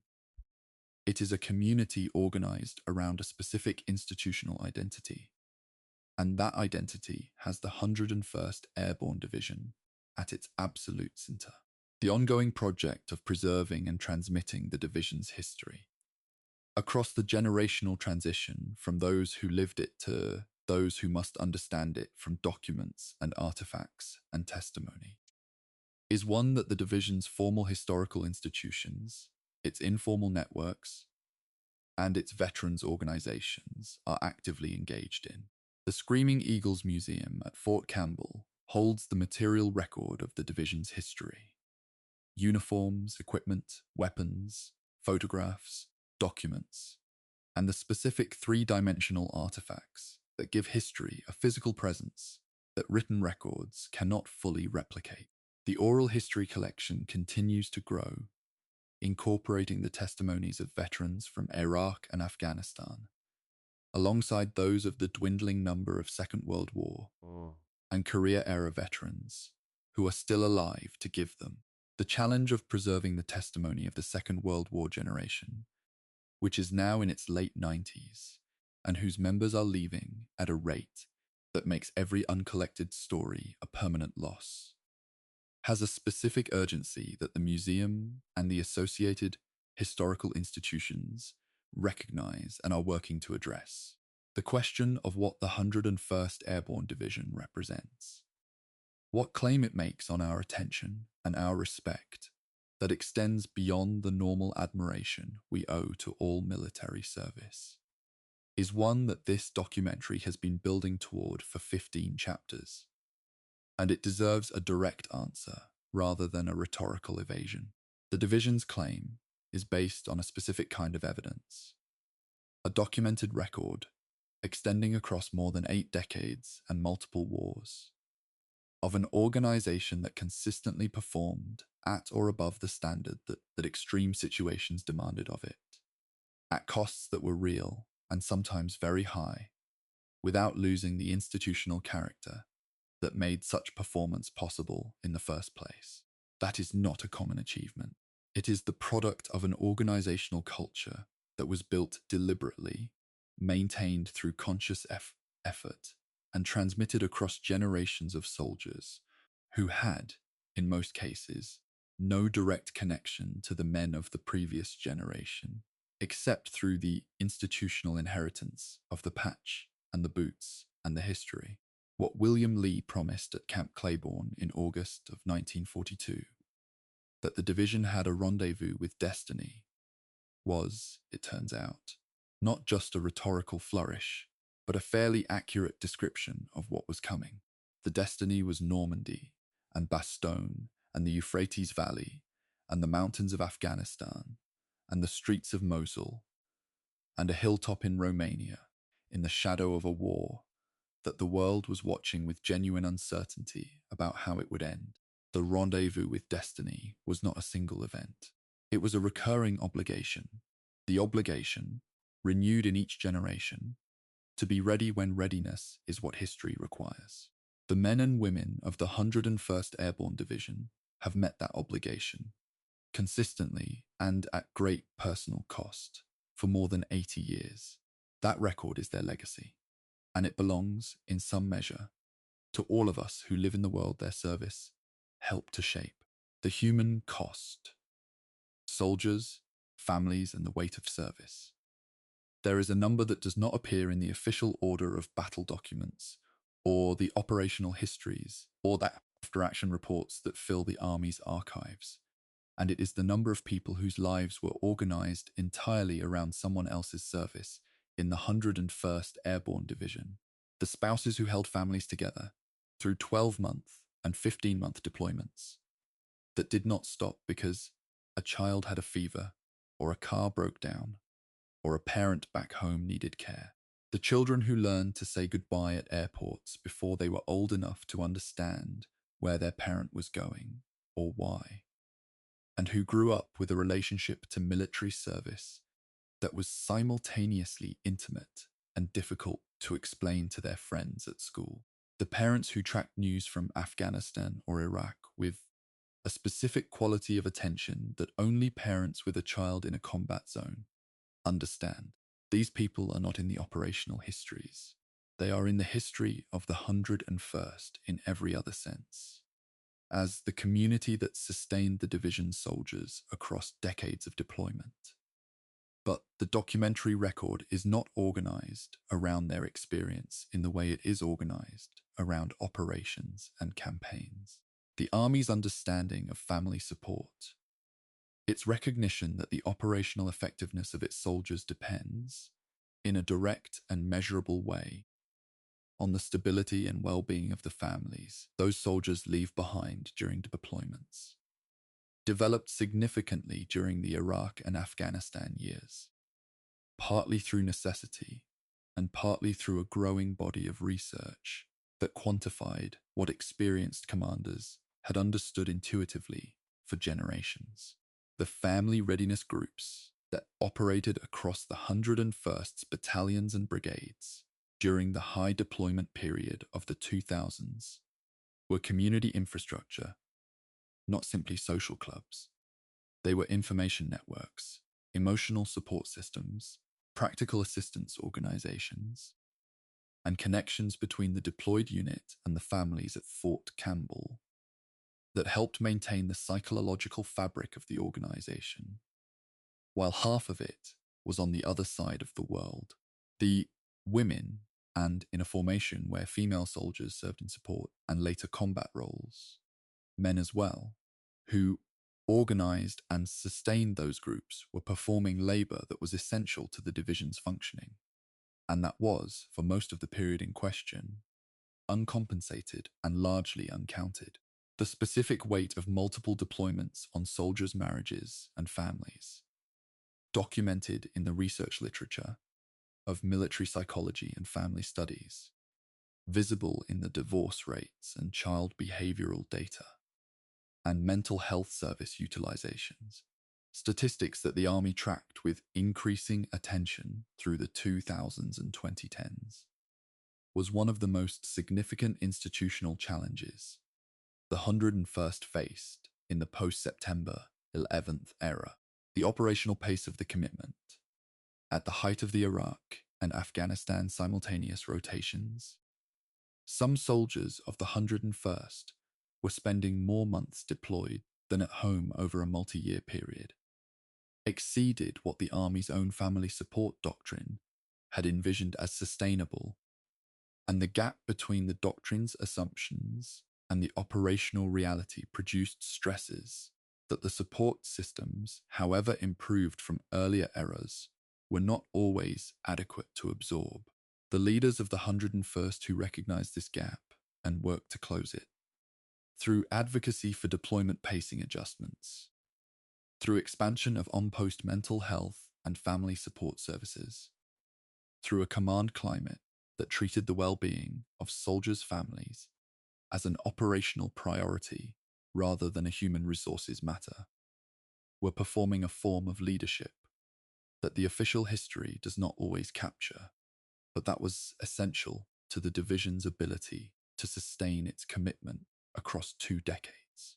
The fallen soldiers of the 101st, those killed in action in every conflict from Normandy to Afghanistan, and those who died from training accidents, vehicle accidents, and the other causes of death that attend a large military organization operating under demanding conditions, are commemorated in a body of memorial infrastructure at Fort Campbell and elsewhere that has grown across the decades as the number of names to be remembered has grown. The Wall of Honor at the Screaming Eagles Museum, the named streets and buildings at Fort Campbell, the Gold Star Family Support Programs, the Survivor Outreach Services offices. These are not sentimental gestures. They are the physical form of an institutional commitment to ensure that the people who gave everything in the service of this division are not simply processed through the system and forgotten. Every name on those walls represents a family, parents, siblings, children, spouses, whose loss was permanent and whose grief did not conclude when the memorial ceremony ended. The 101st's obligation to those families, as an institution, is one that the division has taken seriously and must continue to take seriously as the distance from the most recent conflicts grows, and the urgency of memory naturally diminishes. The combat wounded community of the 101st, Those soldiers who survive their injuries, but who live with the physical and psychological consequences of their service, represents a population whose size and complexity grew significantly through the Iraq and Afghanistan deployments. The survival rates for combat wounds in those conflicts were substantially higher than in any previous American war, a reflection of advances in battlefield trauma care, rapid medical evacuation, and the surgical and rehabilitative capabilities of the military medical system. Soldiers who would not have survived the same wounds in the Second World War or Vietnam came home from Iraq and Afghanistan alive. A genuine medical success that created, simultaneously, a sustained care obligation of unprecedented scale and complexity, the recovery of soldiers with traumatic brain injury, the treatment of post-traumatic stress, the physical rehabilitation of amputees, the reintegration of soldiers who could no longer serve in the capacities for which they had trained.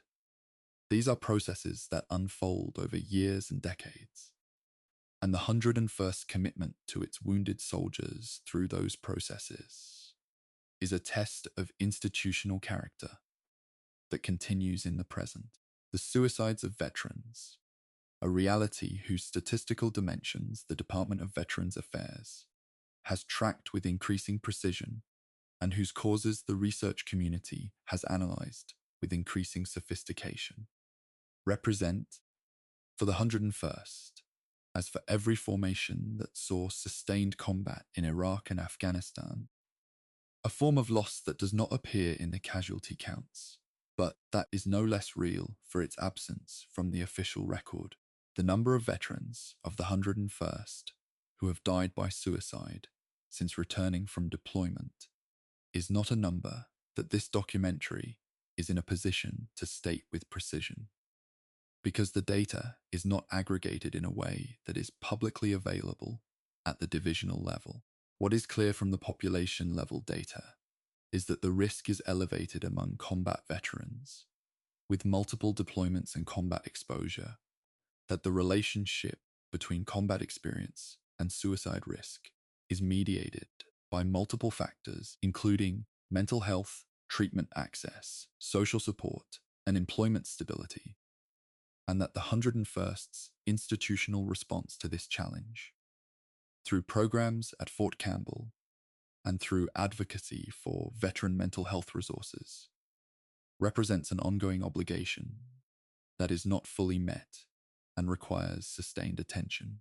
The diversity of the 101st's 21st century soldier population, in terms of gender, race, ethnicity, background, and the specific paths that brought each individual to the division, reflects the broader transformation of the American military from the largely white, largely male, largely draftee force of the Second World War era to the all-volunteer professional force of the present.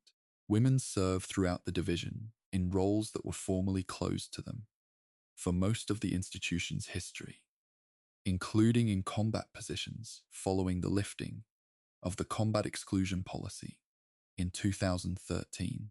The full integration of women into the 101st Combat Arms has been accomplished through a combination of policy change, training adjustment, and the specific social negotiation that any significant cultural change in a large institution requires. The division's performance in the periods following this integration, documented in deployment records and operational assessments, does not suggest that the change degraded the institution's military effectiveness, which is the relevant empirical question, rather than the cultural and political arguments that surrounded the policy debate. The physical and institutional infrastructure that supports the 101st at Fort Campbell represents decades of investment in the specific forms of facility and support system that a large, continuously deploying force requires. The division's readiness facilities, its aviation hangars and maintenance shops, its training ranges and simulation centers, its family support buildings and medical facilities, All of this represents the material form of the nation's commitment to sustaining this formation at the level of readiness that its operational history has established as its standard. The maintenance of that infrastructure and the funding debates that determine its adequacy are not glamorous topics in the history of the Screaming Eagles, but they are consequential ones, because the gap between the institutional ideal, a division that can deploy, fight effectively, care for its wounded, support its families, and prepare for the next commitment, and the operational reality is always, in some measure, a function of whether the resources exist to close it. The 101st Airborne Division's community extends well beyond Fort Campbell and beyond the active duty force, the veterans of the division. From the Second World War era to the most recent Afghanistan rotation, constitute a community of shared experience and shared identity that is maintained through the division association, through reunions, through the informal networks of former soldiers who remain connected through the specific bonds that shared service creates. This community is an institutional asset of the First Order. It preserves historical knowledge, maintains the division's public identity, advocates for veterans' needs, and provides the specific form of validation and belonging that military service at its best creates, and that civilian life does not automatically replicate. The challenges facing this community: the aging of the Second World War and Cold War veterans, the reintegration difficulties of the Iraq and Afghanistan generations, the maintenance of connection across a geographically dispersed population, are the challenges facing every veterans community, and they deserve the sustained institutional attention that the division and the broader army have, with varying degrees of success, provided. Chapter 17, The Legacy: What the Eagle means and why it endures.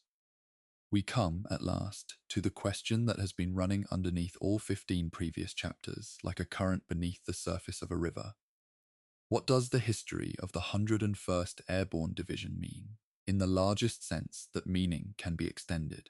What is the claim that this specific formation makes on the historical record that is distinct from the claim that any other military organization, any other collection of trained and motivated soldiers who did difficult and costly things in the service of their country, makes on the same record? The question is worth asking directly, because the answer is not obvious, and because the temptation to avoid it, to let the weight of the narrative substitute for an actual argument, is one that historical documentaries frequently surrender to. This one will not. The 101st's distinctiveness in the American military record rests on several foundations that are demonstrable rather than merely asserted. The first is the consistency of the performance across a range of conditions and contexts that would, in any reasonable assessment, be expected to produce significant variation. From the chaos of the Normandy drop, where the planning went wrong in almost every respect, and the result was nevertheless mission accomplishment, to the frozen encirclement at Bastogne, where the logistics were inadequate and the weather was against them, and the result was nevertheless holding, to the deep strike to the Euphrates in Desert Storm, where the planning was executed at a scale and speed that had never been attempted before. The 101st has, across 8 decades of operational record, produced results that consistently met or exceeded what the situations demanded. That is not luck. It is the product of something structural in the institution, something that was built deliberately and has been maintained through the specific mechanisms of organizational culture: selection, training, leadership, and the transmission of institutional memory. The second foundation is the specific character of the challenges the division has faced. The 101st has not had the good fortune, if it can be called that, of operating primarily in conditions that favored it. The Normandy drop was not favorable conditions. Bastogne was not favorable conditions. The Aishau Valley was not favorable conditions. The streets of Mosul during the insurgency were not favorable conditions. The division has been tested repeatedly in circumstances that stripped away every advantage except the quality of the soldiers themselves and the institutional character they carried. And the institutional character held. It did not hold easily or without cost. The casualty record makes that clear. And anyone who minimizes the cost in the service of a neater narrative is doing the history a disservice, but it held. That consistency under genuine adversity is the specific thing that justifies the adjective elite when it is applied to this formation. Elite does not mean invincible. It means that the organization performs at a high level under the conditions that reveal what it actually is, as opposed to what it looks like when conditions are favorable. The third foundation is the institution's relationship with its own history. The deliberate, sustained, sometimes contentious effort to maintain an accurate record of what the division has done, including the parts of the record that are complicated or costly or do not fit the cleaner narrative. The veterans of the 101st, who participated in oral history projects, who wrote their memoirs, who showed up at reunions and argued with each other about what exactly happened on a particular ridge in Normandy or a particular street in Bastogne, were not simply preserving nostalgia. They were maintaining the evidentiary foundation on which a genuine institutional identity rests. An institution that only remembers its successes is building its identity on a selective record, and a selective record is a fragile foundation. The 101st has, by the standards of military organizations, done a creditable job of maintaining a full record, one that includes the failures of planning, the operational limitations, the human costs, the contested interpretations, alongside the operational achievements. That completeness is itself a form of institutional integrity. The concept of organizational continuity. The idea that the 101st Airborne Division of 2026 is in some meaningful sense sees institution as the 101st Airborne Division of 1942 requires a moment of honest examination, because the claim is less straightforward than it appears. Not a single soldier who served in the Normandy operation is on the division's active duty rolls today. The equipment is entirely different. The doctrine is substantially different. The demographic composition is substantially different. The strategic context is entirely different. The thread connecting the 1942 division to the 2026 division is not genetic or material. It is institutional. The same name, the same patch, the same deliberate transmission of organizational values and historical identity from one generation of soldiers to the next, conducted through the specific mechanisms of military tradition. The ceremonies, the histories, the physical artifacts in the museum, the names on the walls, the stories told by senior NCOs to junior soldiers who ask about the eagle on the shoulder. That transmission is real, and it is consequential, and it makes the claim of institutional continuity genuinely meaningful, even though no individual connects the two ends of the chain. The popular culture footprint of the 101st. The films, the television series, the books, the video games, the merchandise, the entire apparatus of commemoration and representation that has grown up around the division's Second World War service in particular, is worth addressing directly, because it is a phenomenon with real consequences for how the institution is understood by the soldiers who serve in it and by the public that supports it. The Band of Brothers series that brought Easy Company of the 506th into the living rooms of tens of millions of viewers in 2001 did something that no official history could do.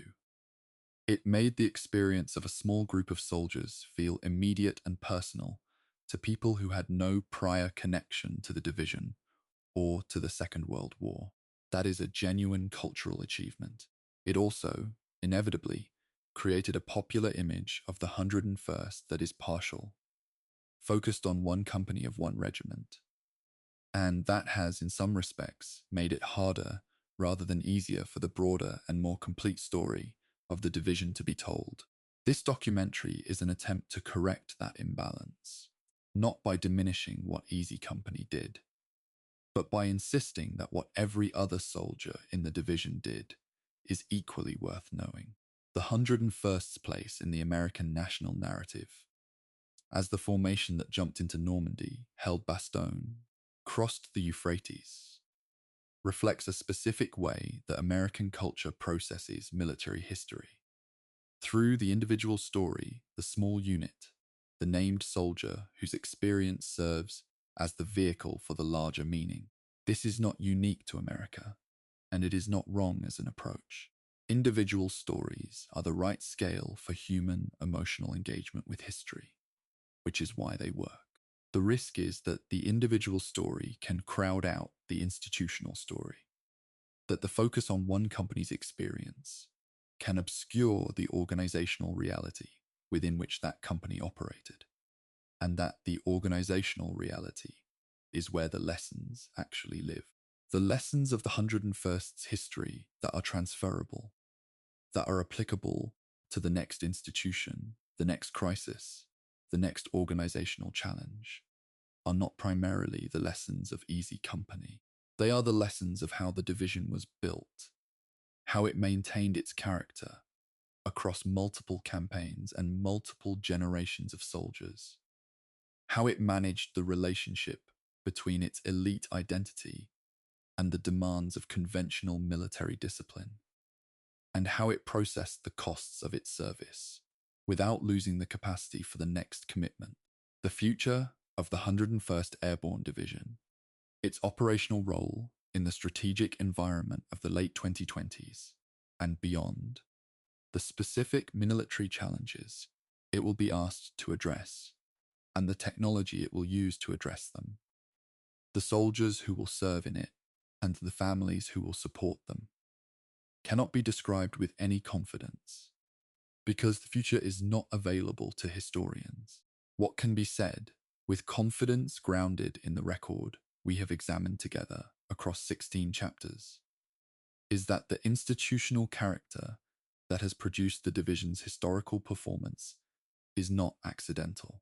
It was built, and it has been maintained, and the mechanisms by which it was built and maintained are visible in the record for anyone who wants to understand them.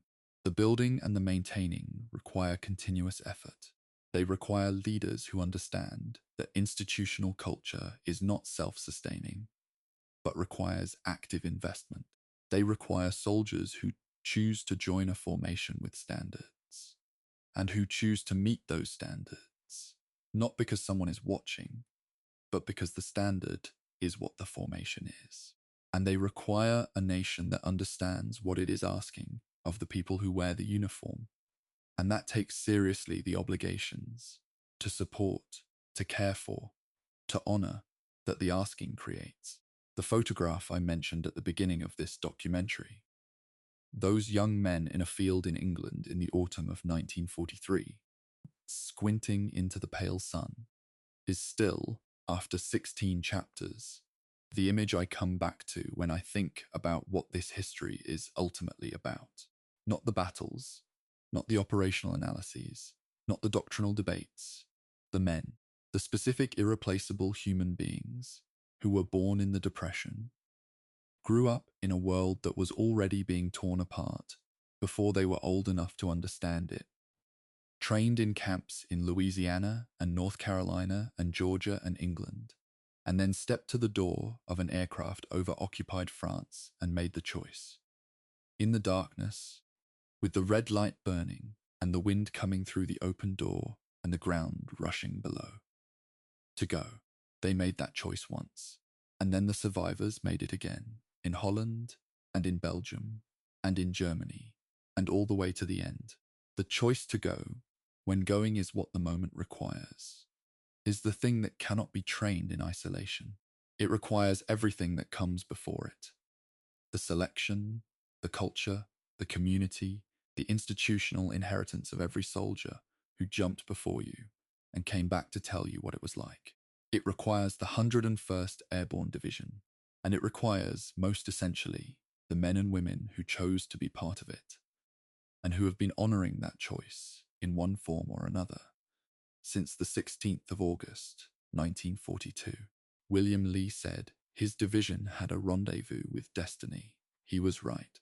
The rendezvous has been kept again and again across 8 decades of history.